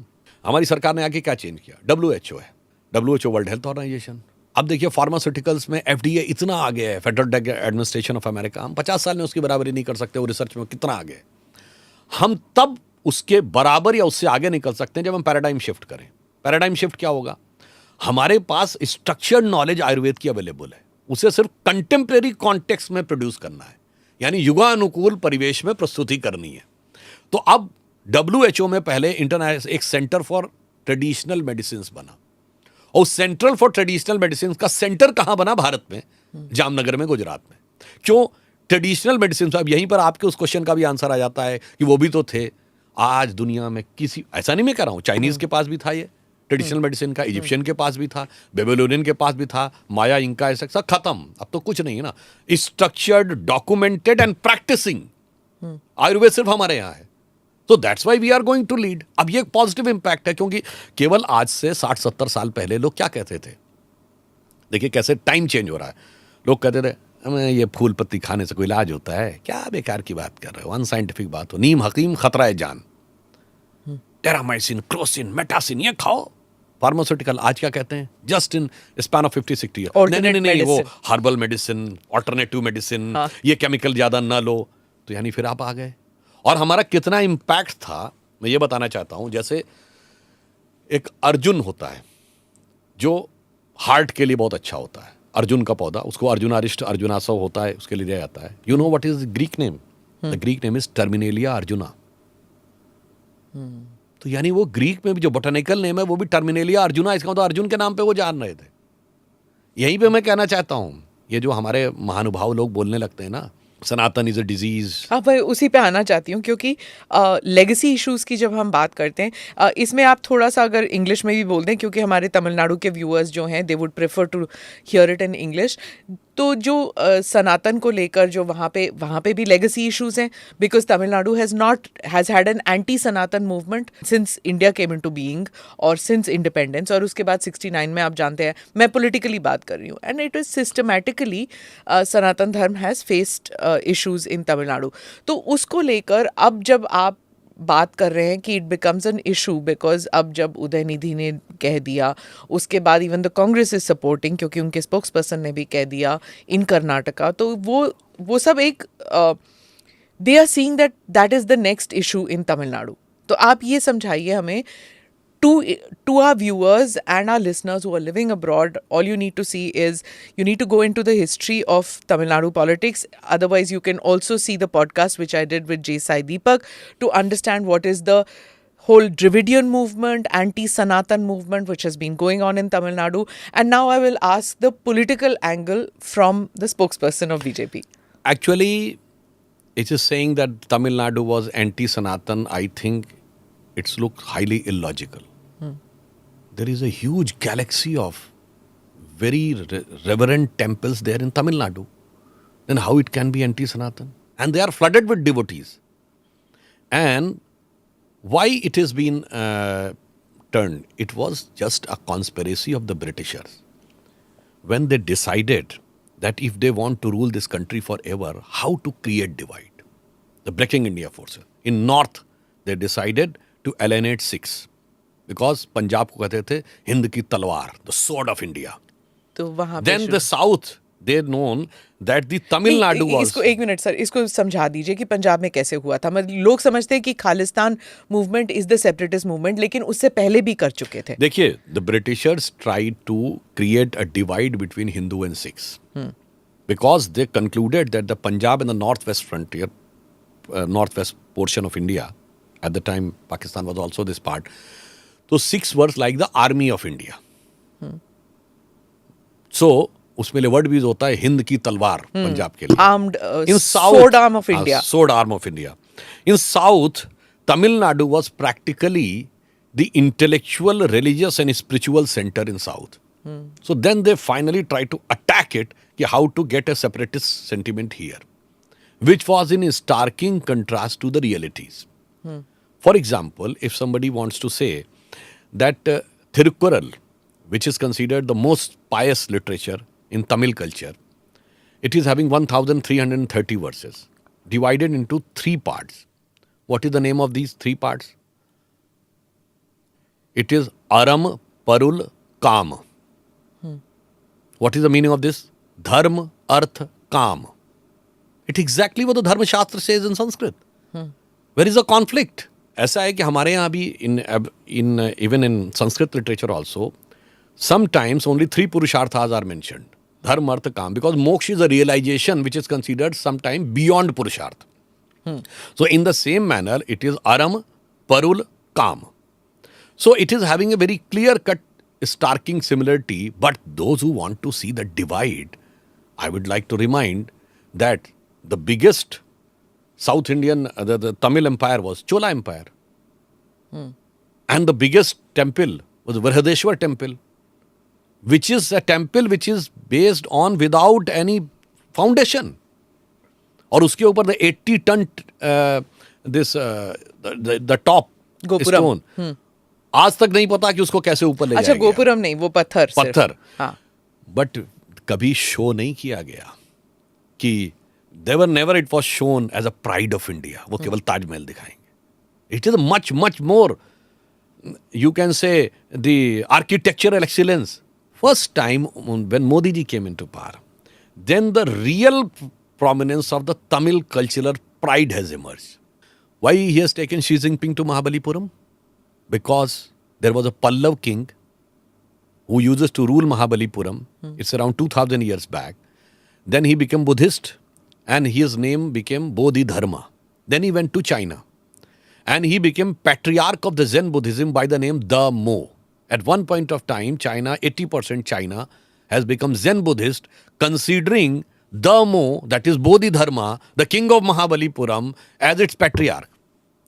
This was the influence of Tamil Nadu, for which a very great Chinese thinker, Hu Shi, has used a word that India has culturally dominated and controlled China for more than 2000 years without sending a single soldier across the border. But this is not considered as Tamil pride. It's Modi ji first time. When you have heard about Kashi Tamil Sangam, you have heard about Saurashtra Tamil Sangam. Has it been ever before? Bharat Mandapam, on which the G20 was performed. The statue of Nataraj is what? Which has been found in Tanjavur by the Chola Empire. And Chola empires were the Shiva deities, and they were having Gangai-Kond Cholpuram, in which the water of Ganga was brought.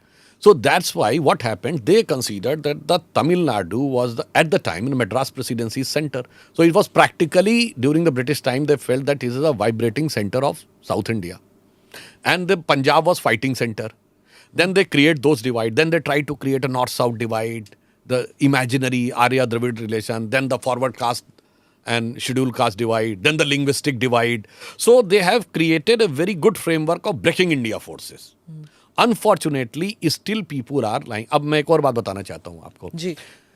In Tamil, Tolikappayam, which is considered a very respected scripture, which talks about various ras literature. I have talked about Thirukkural. Various literature. So it is having 8 ras, which is called Aath Makadu in Tamil. और भरत मुनि का नाट्य शास्त्र. It is having also 8 ras. It is in Sanskrit literature, you will find 9 ras, 9 various, you can say, the moods of poetry. And in Tolikappayam, you will find the 9, but 1 is silent, that is Shantaras. Because in drama, it cannot be used. Because in Shantaras, you cannot express anything in drama. Emotion so for drama, emotion, for natya, it will be only 8. और जो भरत मुनि के नाट्य शास्त्र में 8 रस हैं, and the 8 Makadu in Tamil are not only same but exactly in the same sequence. Where is the difference? But what happened? I would like to urge my Tamil brothers, go and study first the literature of one British missionary, Father Lazarus. He has given an objective study of Tamil. Then came G.U. Pope. Now here the Britishers started mischief. His name was George Uglu Pope. He has tried to give that Tamil is a different culture, and then he said Tamil is a different race. I would like to urge the Tamilians to go and study the last statement of G.U. Pope, when I think he was died in 1906 or something. He has used the word, when you have to attack the enemy, you have to attack them in their own language, and you have to understand and study the language. और उसने थिरुवल्लुवर के लिए क्या क्या कहा. He has tried to project that he was influenced by Christianity और जाने क्या क्या. He had tried to say that Thiruvalluvar were there in the 10th century. The fact of the matter is their time goes way back, at least 1st or 2nd century AD or BC, 1000 years back. But unfortunately what happens, लोगों ने पढ़ना छोड़ दिया है. People have lost any interest of studying. They are carried away by the political agenda. So that's why the real Tamil pride is what Modi ji has provided. Anubhav, Bharat Mandapam, Saurashtra Tamil Sangam, Kashi Tamil Sangam and Mahabalipuram. But these people are not interested in cultural pride of Tamil. They are more interested in political divide of Tamil. That's why they are carrying over the legacy of what would have been totally outdated which has been there in the 60s and 70s. Now everything is finished. मैं दूसरी बात पूछना चाहता हूँ. If you think the same Nataraj Murti is there in front of CERN laboratory in Europe, which has discovered the fundamental particle of universe, which is in popular language called God particle. Real name is Higgs boson. And why this Tanjavor's Nataraj is there? Because of the cosmic dance. Because Fitzek Capra, Austrian scientist, has written that what happens at the quantum level is like the cosmic dance of Shiva. And he has also said the perpetual creation of destruction of universe is like the cosmic dance of Shiva. And the Carl Sagan, the most renowned cosmologist who has composed the message of first man-made object gone beyond solar system, that is Voyager 2, which was sent in 1978. Now it is beyond solar system for some extraterrestrial civilization. You can go and check his video.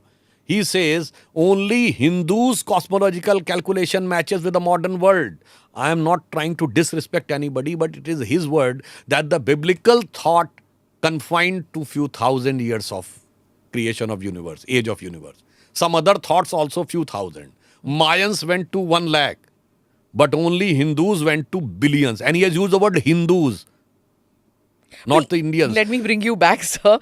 कि उदयनिधि ये नहीं कहते कि वो Hinduism के खिलाफ है या हिंदू रिलीजन के खिलाफ है, क्योंकि वो स्टालिन ने भी कहा है कि इतने सारे उन्होंने मंदिर स्थापित किए हैं डीएमके ने. So it's not as if they are against Hindu faith. It is the Sanatan aspect of it, because Sanatan equates to casteism also. Again, I would like to tell them what happens. Caste is a part of Hindu society. Caste word is a Portuguese word. वर्ण जो है, Vern is a trait.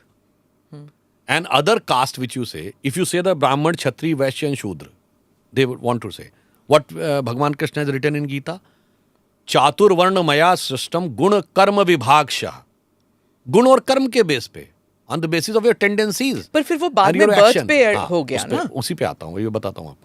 And other caste, they used to say Hindu society is having 6,000 castes. I urge, name a single Hindu text or religious book in which the name of 6,000 caste is there. And who decided the hierarchy? कि माली ऊंचे, कि तेली ऊंचे, कि लोहार ऊंचे, कि सोनार ऊंचे. Who decided this? You cannot show any Hindu text. These are the professions, these are not the caste. Kumhar, Sonar, Badhai, Lohar, these are the professions. These are not the caste. Then, who decided this? A British census commissioner, his name was Herbert Risley, who has under 1861 the census started, and in 1901 he divided the Hindu society into castes, 2,378 castes. Then keep on increasing castes. In 1931, the last census, caste census done by Britishers, is having 4,114 castes. Now it is, during time of Mandal, it was considered 5,000 castes. Now it is more than 6,000 castes. तो मैं कहता हूँ है कहाँ cast, ये तो बता दो भाई. अब यहाँ पर हम ये बात कहते हैं, इसलिए मैं कहना चाहता हूँ, and those who want to say about caste, I would like to ask, when they came into power, what they have done for those downtrodden people? Forget about the other communities. The Stalin family said they are inspired by the justice movement, and this is justice to the society. That forget about other castes in your own community. You couldn't find a single worthy person to transfer the power. From Karunanidhi to M.K. Stalin to Udaynidhi. The same thing is there in Bihar. Lalu Prasad Yadav used to say, गरीब गुरबा की सरकार. और जिस दिन सरकार छोड़ने की बात आई, कोई गरीब गुरबा का बच्चा नजर नहीं आया जिसको कि हम पावर दें. मेरी वाइफ, then my साला, then my beta, another beta, then my beti. And forget about Dalit and Savarn. Forget about non-Yadav backward. अपने यादव समाज में भी एक नहीं योग्य नजर आया. The same thing is in UP. When Mulayam Singh has to transfer power, my brother, my other brother, my son, my bhatija, my bahu. Yadav समाज में भी एक योग्य यादव नहीं आया. It means they are trying to create a farce of caste to accumulate control power in their family and then amass wealth. That's why Prime Minister has categorically said तुष्टीकरण, भ्रष्टाचार और परिवारवाद. और उसमें क्या है? And the topping is extreme communal Muslim politics. इसका amalgam बनाकर कर रहे हैं. अन्यथा मैं पूछना चाहता हूं, you believe in justice, you do the justice. You tell me how many caste, वैसे तो नाम नहीं लेना चाहिए। अब मैं आपको बताता हूँ, in the northern India, in the Hindi heartland, मैं सिर्फ अपने सीएम्स और डिप्टी सीएम्स की बात बताता हूँ। मध्य प्रदेश सारे जो ओबीसी थे, सुंदरलाल पटवा, उमा भारती जी, शिवराज सिंह चौहान, बाबूलाल गौर। देन हमारे यूपी में सीएम रहे Kalyan Singh ji, then deputy CM Keshav Prasad Maurya, then Bihar में हमारे 3 deputy CM, Sushil Modi ji, then Tarkeshwar ji और Renuka Devi. All 5 CMs and 4 deputy CMs स्वर्ण जाति के नहीं है। नहीं, all 9 from various caste of OBC, except Kalyan Singh and Uma Bharti is from one caste. So 9 persons from 8 different OBC caste. This is true social justice. Not this that you are talking about OBC, forgetting about any OBC, then giving a children of your caste and getting everything for your family. Okay. एक और बात I wanted to bring with you this. But one thing on मैं कहना चाहूँगा on the issue of disease of सनातन हाँ, धर्म। ये जो वर्ड यूज किया था कि मैं तो इनसे कहना चाहूँगा, भाई डिजीज का तो सोल्यूशन सिर्फ एक ही धर्म में दिखता है, वो है सनातन धर्म। जो चीज़ हमारे यहाँ जिसको आप अपोज करते हैं, आज साइंस क्या प्रूव कर रही है? हमारे यहाँ पूजा में यूज होने वाली चीज़ क्या? हल्दी। हल्दी एंटीसेप्टिक है, हाँ। ये तो प्रूव हुआ। दूसरी चीज़ क्या यूज होती? तुलसी। तुलसी इम्यूनिटी बूस्टर है, ये प्रूव हो गया। ठीक। और इसके अलावा आप आइए, काऊ मिल्क, A2 मिल्क, इंडियन काऊ। गंगा जल, ऑक्सीजन कंटेंट सबसे ज्यादा। अब आप आइए, पीपल, मैक्सिमम ऑक्सीजन देने वाला। अब आप आइए, नीम, उसके अंदर एंटीऑक्सीडेंट ज्यादा। आंवला, इम्यूनिटी बूस्टर। तो भाई डिजीज का सोल्यूशन जिसमें है, तो ये तो नेचर है, ये हिंदू कहाँ से हो गया? दैट्स व्हाई यही तो सनातन धर्म में और क्या यूज होता है। ये मैंने सारी वो चीजें बोली है जो पूजा में यूज होती हैं। तुलसी, हल्दी, गंगा जल, गाय का दूध। इसलिए मैं ये कह रहा हूं, डिजीज उनके यहां तो डिजीज का सोल्यूशन है। और फिर मैंने कहा for healthy life yoga, which is part of 6 school of thoughts of वैदिक फिलॉसफी, सांख्य, न्याय, वैशेषिक, योग, मीमांसा, वेदांत। योग उससे आया। तो ये बात, सो डिजीज का eradication by a natural way. और यहां तो एक और बात भी है, we are one step ahead. Medical science क्या कहती है? A person can be considered healthy if he is having no disease or he or she is having no disease. But it means your knowledge base is disease. Your paradigm is disease. Their benchmark is disease. हमारे यहाँ क्या कहा गया है? स्वस्थ, अपने में स्थित हो। आयुर्वेद आयु का विज्ञान है, रोग का विज्ञान नहीं। तो how you can prevent diseases, it is very much there in Sanatan Dharma. From early morning doing Surya Namaskar to doing meditation. और अगर इसके बाद भी इनको कोई कंफ्यूजन हो तो मैं आपको बताना चाहता हूँ, न्यूज़ वीक मैगजीन थी, अब वो प्रिंट में नहीं आती है, now it is in digital form. 15 अगस्त 2009 न्यूज़ वीक में लीजा मिलर का आर्टिकल है। वो जानते क्या कह रही हैं? कि अमेरिकन्स आर बिकमिंग हिंदूज। क्यों? वो कह रही हैं वो योगा को मानने लगे हैं, वो वेजिटेरियनिज्म को मानने लगे हैं, वो अर्ली मॉर्निंग और अर्ली उसमें मानने लगे हैं, वो मिल्क, काऊ मिल्क की तरफ जाने लगे हैं। इवन उसने सर्वे को रेफरेंस किया है कि मल्टीपल गॉड में बिलीव करने लगे हैं। 30-35% ये मानने लगे हैं कि दे कैन नॉट डिनाई कि दोबारा बर्थ हो सकती है। इसका मतलब क्या हुआ कि दिस इज अ ट्रांसफॉर्मेशन। अब अगर डिजीज के इरेडिकेशन के साइंटिफिक वे ऑफ लाइफ में किसी को डिजीज नजर आ रही है तो इसका डिजीज उसके दिमाग में, तो वायरस उसके दिमाग। और वायरस भी बहुत क्लियर है, it is the Macaulay virus of 19th century and the Marxist virus of 20th century, which has to be irrigated by the Modi vaccine of 21st century. Okay, that's quite a statement. क्या आप ये since you are a parliamentarian और सोमवार को parliament session शुरू हो रहा है, तो क्या ये पार्लियामेंट सेशन में भी उठेगा दिस होल थिंग अबाउट सनातन धर्म, पॉलिटिकल में क्या हो रहा है, ये सब उठेगा? देखिए, एक चीज तो हम बहुत क्लियर कर दें, हम कहाँ उठाते हैं? पहले बिहार में चंद्रशेखर उठाते हैं जो INDIA घमंडिया के मेंबर हैं। क्या घमंड है, शिक्षा मंत्री हैं।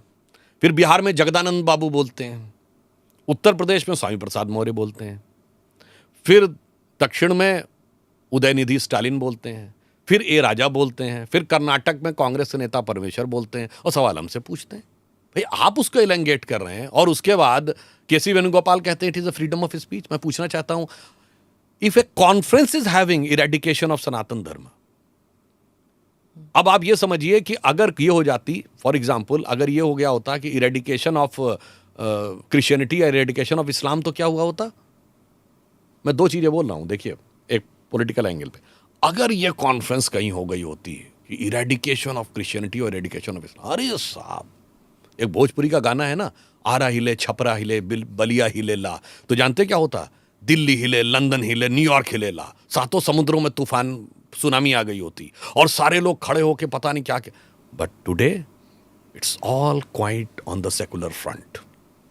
वो सेकेंड वर्ल्ड वॉर के समय की एक मूवी है ना, it's all quiet on the western front, Erich Maria Remarque की बुक थी, तो वैसे it's all quiet on the secular front. दूसरा, ऋषि सुनक ने यहाँ के कह दिया I am a proud Hindu, तहलका मच गया।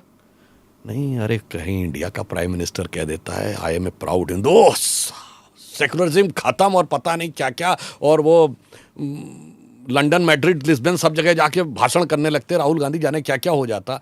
इसलिए मैं कह रहा हूं, दुनिया देखो कितनी बदल रही है। मैं उन सब लोगों से कहूंगा चश्मा उतारो, फिर देखो यारो, दुनिया नई है, चेहरा पुराना। इंटरेस्टिंग। एक सवाल और है, I know you have to leave, but before that एक सवाल और पूछूंगी कि ये 2024 इलेक्शन के लिए इंडिया ग्रुपिंग जो है वो कई राज्यों में, उससे पहले भी जो राज्य के चुनाव होने वाले हैं वहाँ पे भी ये बात उठाएगी that BJP believes one size fits all, और इसमें हिंदी शोविनिज्म की बात भी उठाएगी। Telangana is going to polls, उसके बाद 2024 के पोल्स, तो जो दक्षिण के राज्य हैं वहाँ पर हिंदी शोविनिज्म को लेकर ये मसला ज़रूर उठेगा, और बंगाल में भी ये मसला उठा था पहले में और अब भी उठेगा। तो इसके बारे में कुछ बताएंगे? देखिए, अभी हिंदी दिवस भी हुआ था। हिंदी दिवस was started in 1964 during Congress regime. There is nothing like Hindi chauvinism. अब ये भी आपको बताऊं, हिंदी भारत की राष्ट्रभाषा बने ये सबसे पहले किसने कहा था? Mahatma Gandhi was Gujarati, then Lokmanya Tilak was Marathi, then Kanhaiyalal Maneklal Munshi who was Gujarati, then Shyama Prasad Mukherjee who was Bengali, M Gopalaswami Ayyangar who was Tamil, and who was opposing? Pandit ji of Uttar Pradesh, Jawaharlal Nehru. ये इशू नहीं था। जहाँ तक इंडियन लैंग्वेजेस की बात है, मैं तो कह रहा हूँ कि भारत की सभी भाषाओं में, हमारे यहाँ कहना सभी भाषाओं में समान होना चाहिए, और आज के ज़माने में तो और भी मामला अच्छा है। देखिए, अब आर्टिफिशियल इंटेलिजेंस का ज़माना आ गया, अब जब क्वांटम कंप्यूटर का ज़माना आ जाएगा, the level of transformation will be so high. आपको पता है कि एक डिजिटल कंप्यूटर को जिस चीज़ को कैलकुलेट करने में 2.5 से 3 साल लग सकते हैं, क्वांटम कंप्यूटर 20 सेकंड में, 200 सेकंड में कर सकता है।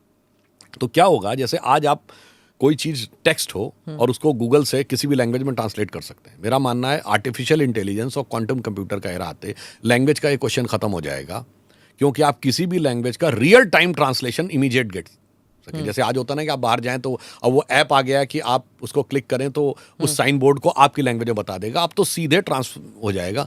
मगर ये जो भाषा पे लड़ाने के लिए बात कह रहे हैं, ये हिंदी शॉविनिज्म नहीं है तो इंग्लिश शॉविनिज्म के शिकार हो रहे हैं। मैं पूरा विनम्रता से पूछना चाहता हूं कि उदयनिधि स्टालिन तमिल स्कूल में पढ़े क्या? What is the status of Tamil schools in Tamil Nadu these days? Eight the time of independence it was almost 100%. What I have got the information, 42% students are studying in Tamil medium, 58% are in English. In Andhra Pradesh, it's almost this YSI Jagan Mohan Reddy has almost completing into Hindi. On the other hand, in UP, 85% students are studying in Hindi. तो मैं तो ये कह रहा हूं कि challenges are more for Indian languages and more for the regional languages. कैसे? Because of the numerical strength, regional languages के लिए सर्वाइवल पॉसिबिलिटी डिफिकल्ट होती चली जा रही है। The reason is globalisation. नौकरी नहीं मिलेगी, इसलिए इंग्लिश मीडियम इसलिए इंग्लिश में आप जा रहे हैं। तो धीरे धीरे क्या हो रहा है, मैं ईमानदारी से पूछना चाहता हूं, कितने लोग अपने बच्चों को बांग्ला माध्यम में पढ़ा रहे हैं? ममता जी से पूछिए। ये तो बड़ा ही हिपोक्रेसी है कि हम तो अपने बच्चे को बढ़िया स्कूल में पढ़ाएंगे, डॉन बॉस्को स्कूल में पढ़ाएंगे, और उसके बाद आपसे कहेंगे कि जी आप इसमें पढ़े रहो। जबकि मेरा ये मानना है लैंग्वेजेस में कनेक्ट देखिए। अभी आपने कहा तो मैं आपको पर्सनल एक्सपीरियंस बताता हूँ। एक बार मेरी एक प्रेस कॉन्फ्रेंस थी, मैंने उसमें शब्द प्रयोग किया कि यह वितंडावाद कांग्रेस के द्वारा किया जा रहा है। हे भगवान! तो English journalist ask what is the meaning of this word वितंडावाद, and to my surprise one Telugu journalist and one Tamil journalist told me that बात this तो समझ में Vitandavad आया। word is both in Telugu and Tamil and exactly in the same meaning as in Hindi. वितंडावाद, वितंडावाद यानी व्यर्थ का विवाद करना। व्यर्थ, अच्छा। अब आप सोचिए आपस में कनेक्शन दोनों का। ये देखिए, मैं एक और बात कहता हूं, आपने बंगला की बात कही। आप कोलकाता एयरपोर्ट पे उतरिए, जब आप एग्जिट होता है तो उस पर क्या लिखा हुआ? बहिर्गमन। दिल्ली में लिखा रहता है निकास। निकास ज्यादा अच्छी हिंदी है या बहिर्गमन? भाई बंगला का बहिर्गमन ज्यादा अच्छी हिंदी है। अब आप आइए, आप मुंबई में उतरिए, छत्रपति शिवाजी अंतरराष्ट्रीय विमानतल, एयरपोर्ट के लिए कहते हैं। हिंदी में क्या कहते हैं? इंदिरा गांधी हवाई अड्डा। ये हवाई अड्डा अच्छी हिंदी है, विमानतल अच्छी हिंदी है? भाई मराठी का विमानतल तत्सम शब्द का इस्तेमाल, और इसीलिए आप कह रहे हैं ना, और उर्दू का वर्ड आ गया। अब यहीं पे आना चाहता था। अगर आप तत्सम वर्ड्स पे जाएंगे, it is better connectivity with the languages, but unfortunately as a part of deceitful design from the time of Nehru, Hindustani use करो। What is the meaning of Hindustani? English and Persian mixed Hindi is Hindustani. मैं आपको एक और example बताता हूँ। When Yediyurappa ji was CM, एक बार मैं गया, उस समय Rajnath ji was party president. तो वो येदियुरप्पा जी एक गाड़ी में बैठ गया, तो मुझे एक मिनिस्टर के साथ मैं एक गाड़ी में बैठ गया। तो जैसे ही फ्लीट आगे बढ़ने लगा तो एक लेडी एकदम से बीच में आ गई। तो ड्राइवर ने उससे कहा वेगा वेगा। तो मैंने उससे पूछा कि वेगा मीन्स क्विक? उसने कहा यस, इन कन्नड़ वेगा मीन्स क्विक, जल्दी जल्दी, जिसके हिंदी में कहते हैं ना जल्द। अब वेग इज अ संस्कृत वर्ड। वेग मीन्स क्विक, फास्ट स्पीड। तो if you understand this, you go with a tatsam route, the connection is very, very evident and very appropriate. But unfortunately, we are not interested in, which has been taught in our mindset, unity among diversity. We are not interested in unity. We do not want to move towards unity from diversity. The agenda is to move from diversity to divisivity. हम अनेकता से एकता नहीं, अनेकता से विभेदकता की तरफ, विभाजन की तरफ बढ़ाने का प्रयास करते हैं। इसीलिए हम ये कहते हैं। मैं एक और बात कहता हूं, मुझे एक बार मैं मुंबई गया 2005 में, जब राष्ट्रीय कार्यकारिणी थी। अब वहां लीलावती हॉस्पिटल के बाहर था लीलावती रुग्णालय अणुशोधन केंद्र। रुग्णालय, हम क्या कहते हैं? अस्पताल। अस्पताल is nothing but A perverted form of hospital. रुग्णालय, रुग्ण मतलब रोगी, रुग्णालय कहीं अच्छी हिंदी है। अब प्रॉब्लम क्या है कि हम कनेक्ट नहीं स्टैब्लिश करना है। अब गुजराती में कहते हैं जेठा, ज्येष्ठ मीन्स बड़ा, जेठा भाई। ज्येष्ठा is a much better Hindi. But क्या है कि हमें सब में पहले कहना है कि तुम पर्शियन यूज करो। मैं पर्शियन वर्ड कह रहा हूं क्योंकि उर्दू लैंग्वेज इनिशिएटेड, वो भी आपको वैसे एक इंटरेस्टिंग कहानी है कि उर्दू शुरू कहां से हुई है। तो हमारी लैंग्वेज हमारे यहाँ आई थी, मजे की बात है। वो कैसे आई? स्क्रिप्ट अरेबियन है, वर्ड्स पर्शियन है और ग्रामर हिंदी की है। और मैंने एक मुस्लिम स्कॉलर नहीं बताया था, मैं ये दावा नहीं करता कि ये सही था कि उर्दू बनी क्यों। पहले तो फारसी लैंग्वेज थी मुगल दरबार की, कहावत भी आज तक है, हाथ कंगन को आरसी क्या, पढ़े लिखे को फारसी क्या। फिर ये बात आई कि फारस means Iran, Iran is predominantly Shia. तो फिर ये बात आई, ये तो शियाओं की लैंग्वेज हो गई फारसी, तो हम उनकी लैंग्वेज क्यों फॉलो करें। तो सुन्नियों में ये बात आई कि एक दूसरी लैंग्वेज भी होनी चाहिए। Then the Urdu language was divide, there has to be something different. और आपको शायद नहीं पता हो कि कुरान शरीफ का जो अनुवाद हुआ है वो सबसे लास्ट में उर्दू में हुआ है, क्योंकि उसको बहुत वर्थ मेंशनिंग नहीं माना गया लैंग्वेज। इवन उन्होंने हिंदी में और शायद संस्कृत में भी पहले कर लिया था। But that's also an Indian language then, right? Because its birth was here. तो वही तो मैंने आपको बताया कि बर्थ कैसे हुई। पर क्योंकि अब बहुत से लोग ऐसे कहते हैं कि Urdu is Pakistani, Hindi is Indian. मतलब that is not the case. We should not leave our ownership of Urdu language also, na? It's also the birth is here. अब यहीं पे आपको बताएं, आपने पाकिस्तानी कहा तो बड़ी मज़ेदार बात है। पाकिस्तान तो एक ऐसा देश है जिसकी आइडेंटिटी छोड़िए, लैंग्वेज भी उधार की है। जब पाकिस्तान बना तो वहाँ की लैंग्वेज क्या थी? नेटिव लैंग्वेजेस, पंजाबी, हाँ। सिंधी, पश्तो, बलूच, और जब तक ईस्ट पाकिस्तान था तो बांग्ला। इनमें से तो कुछ नहीं लिया। ये उर्दू लैंग्वेज कहाँ से आई? ये तो दिल्ली लखनऊ की लैंग्वेज है। तो पाकिस्तान ने लैंग्वेज भी उधार की ली हुई है। तो इसलिए तो जो आपने बात कही, तो मैं कह रहा हूँ कई ऐसी चीज़ें होती हैं कि आइडेंटिटी जिनकी टोटल उधार की है, हमें वो आइडेंटिटी बहुत अच्छी लगने लगती है। इसीलिए मैंने कहा लैंग्वेजेस में आपस में कनेक्ट। मैं एक और बात आपको बताना चाहता हूँ। मराठी में बहुत प्रमुख नाटक है जानता राजा, छत्रपति शिवाजी महाराज के ऊपर। उसके अंदर जो छंद बोले जाते हैं वो उनके राजकवि भूषण के हैं। जो सारे के सारे उन्होंने उसमें लिखे, अवधी भाषा में लिखे, जो उनके राज्य के लिए लास्ट में बोला जाता है, जो मैंने कई बार बोला भी है ना, इंद्रजिमी जम्ब पर बाड़व सुवम पर रावण सदम पर रघुकुल राज है, पवनवारी वहा पर शंभुरतिना पर जो सहस्रबाहु पर राम द्विजराज है, और दावा द्रुमदंड पर चीता मृग झुंड पर भूषण बितुंड पर जैसे मृगराज है, और कानिजिमी कंस पर तेजतम अंश पर त्यों मलेच्छ वंश पर शेर शिवराज है। ये जानता राजा में बोला जाता है तो हिंदी में लिखा। मैं एक और बात कहता हूँ, गुरु ग्रंथ साहब अंतिम अंक का अंतिम पद क्या है, पूछिए किसी से। लोग आजकल पढ़ते नहीं और लड़ने को तैयार, पढ़ते कम लड़ते ज्यादा। वहां जानते क्या लिखा अंतिम है, राम नाम सिमरन करो जाके सम नहीं कोय, और सिमरत ही संकट मिटे दरस दिखावे सोए। ये भी हिंदी में लिखा हुआ अंतिम अंग में, क्योंकि गुरु ग्रंथ साहब को साक्षात देव माना जाता है, तो वहां अंग शब्द प्रयोग किया जाता है, वहां पेज शब्द नहीं प्रयोग किया जाता है। तो आप ये सोचिए क्या कनेक्ट है वो साउथ से लेके नॉर्थ तक, ईस्ट से लेके वेस्ट तक, मगर कनेक्ट नहीं ढूंढना है, डिवाइड करना है। और दुख के साथ कहना चाहता हूं, जिन्होंने कभी देश को धर्म के नाम पे टुकड़े करके सोचा चलो एक हिस्सा हमको मिल जाए, आज वो जाति और भाषा के नाम पे टुकड़े करना चाहते हैं, किसी एक टुकड़े पर भी हमको हुकूमत करने को मिल जाए। उनकी सोच इलेक्टोरल है, और जो मोदी जी ने कहा कि ये 25 साल 1000 साल का बेस बनाएंगे, ये सिविलाइजेशनल सोच। तो there is a huge difference between our thought process and their thought process. तो 2024 में ये सिविलाइजेशनल बैटल भी है, to keep our civilisation alive. Is that what is the battle going to be? One more thing, why we want to make civilisation alive. मैं बिल्कुल devil's advocate की तरह पूछता हूँ। कोई कहेगी जी क्यों आपको अपना सिविलाइजेशन अलाइव करना है, सबको अपना सिविलाइजेशन अच्छा लगता है। तो मैं आपसे पूछूं हमारे सिविलाइजेशन में ऐसा क्या है जो दूसरे में नहीं है? तो कोई कहेगा आप बड़े उदार हैं और अब हम सबमिसिव हैं, तो हम कहेंगे ठीक है, हर सिविलाइजेशन कहता है कि मेरे यहाँ भी ये कहीं ना कहीं लिखा है, कोई उसको फॉलो कर रहा, कोई मैं तो कर रहा हूँ। वो बताओ जो दूसरी जगह लिखा ही नहीं है, सिर्फ हमारे यहाँ लिखा है। What is that? You have heard about Vedic mathematics? Mathematics are the part of Vedas. Have you ever heard the mathematics as the part of the religious texts? Ayurveda, medical science are the part of Vedas. It is the Vedic darshan. Yoga is giving you the healthy life. ये दूसरी जगह लिखा ही नहीं है। हमारे यहाँ there is no conflict of scientific thought with religion. With due humility, I would like to say, जिन लोगों ने कहा 1633 में गैलीलियो को फांसी दे दी गई, ये कहा गया कि मतलब उसको मतलब फांसी डिक्लेयर की गई कि माफी मांगो, because he said that the sun revolves, earth is wrong. हाँ। देन उसने अपना विड्रॉ कर लिया, but his name remain in the list of convicted criminals in the eyes of church. You know, his name remained till what? Till when? Till 1992. Then Pope John Paul II has removed the name.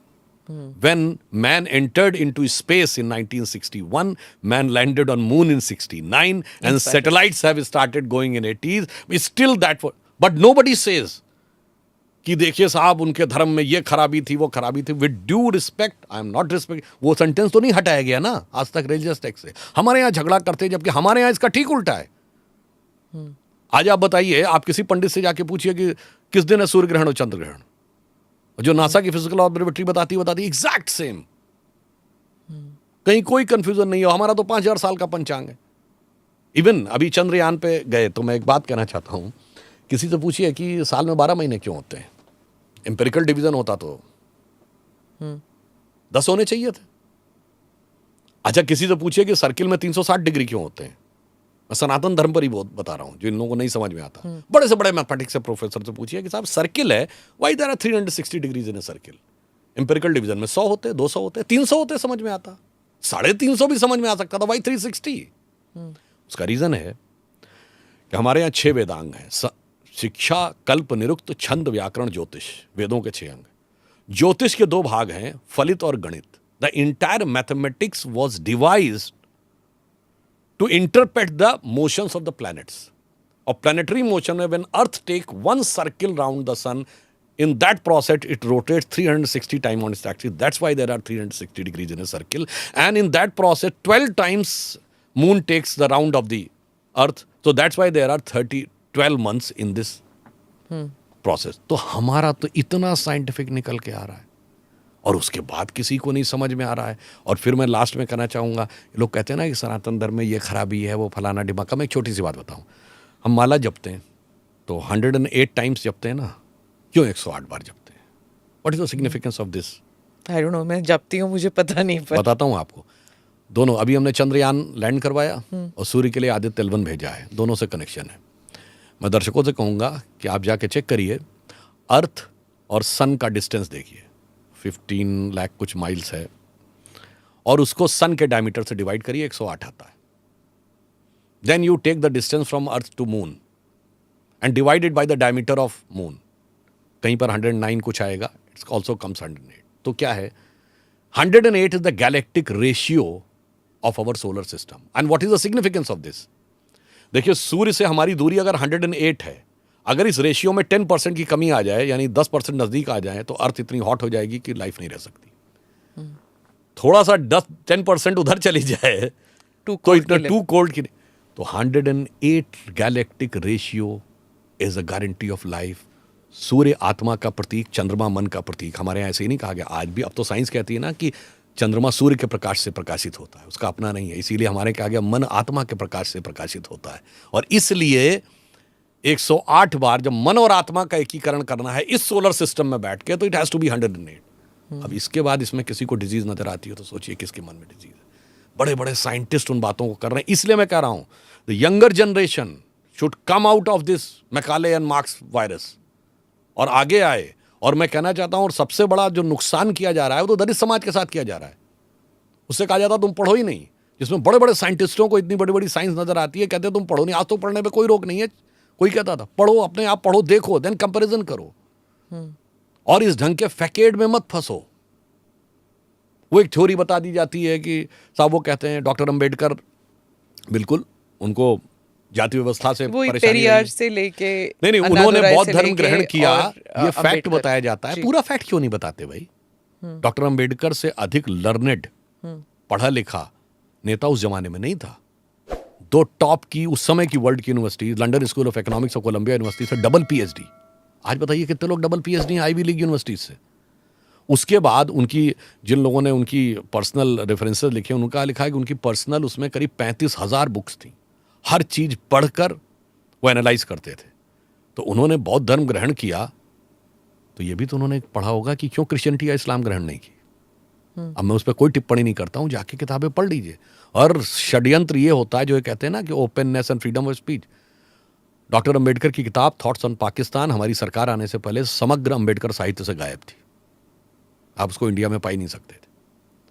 वो तो Colombia university में available थी, फिर वहां से मिली, और अब तो खूब अवेलेबल है। यानी देखिए, फैक्ट को ही छुपा दो, आधा फैक्ट बताओ, ये किया, ये क्यों नहीं किया। और उनके जैसे व्यक्ति ने also said, right, कि सनातन धर्म को खत्म कर, तो उन्होंने आगे ये भी बोला है ना कि दूसरी जगहों पे, मैं देखिए, मैं ये नहीं कहना चाहता, मैं दूसरे धर्म पे टिप्पणी नहीं करना चाहता। इसीलिए मैं कह रहा हूँ, डॉक्टर अंबेडकर की किताब थॉट्स ऑन पाकिस्तान पढ़िए। उसमें एक पेज नंबर 100 के आसपास का है, एक पेज नंबर 300 के आसपास का है, जो हिंदी में ट्रांसलेशन है, पढ़िए। फंडा क्लियर हो जाएगा कि उन्होंने दूसरों में क्यों नहीं किया, उन्होंने क्यों कहा कि किस जगह पे ज्यादा बड़ी समस्या है। इसलिए मैं कहना चाहता हूं, समाज के सभी वर्गों से, मतलब अंत में कहूं, मैं युवा नेता के रूप में उदय निधि से भी कहना चाहता हूं, भारत की निधि का उदय हो रहा है, तुम समझ नहीं पा रहे हो।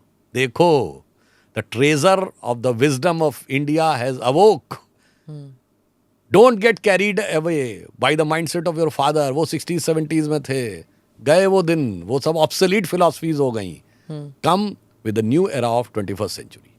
Thank you so much, Sudhanshu ji. It's been such an educative experience, and I'm sure it's going to be one of the biggest hits of our show. Dhanyawad. Namaskar.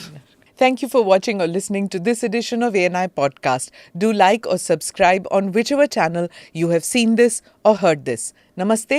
Jai Hind.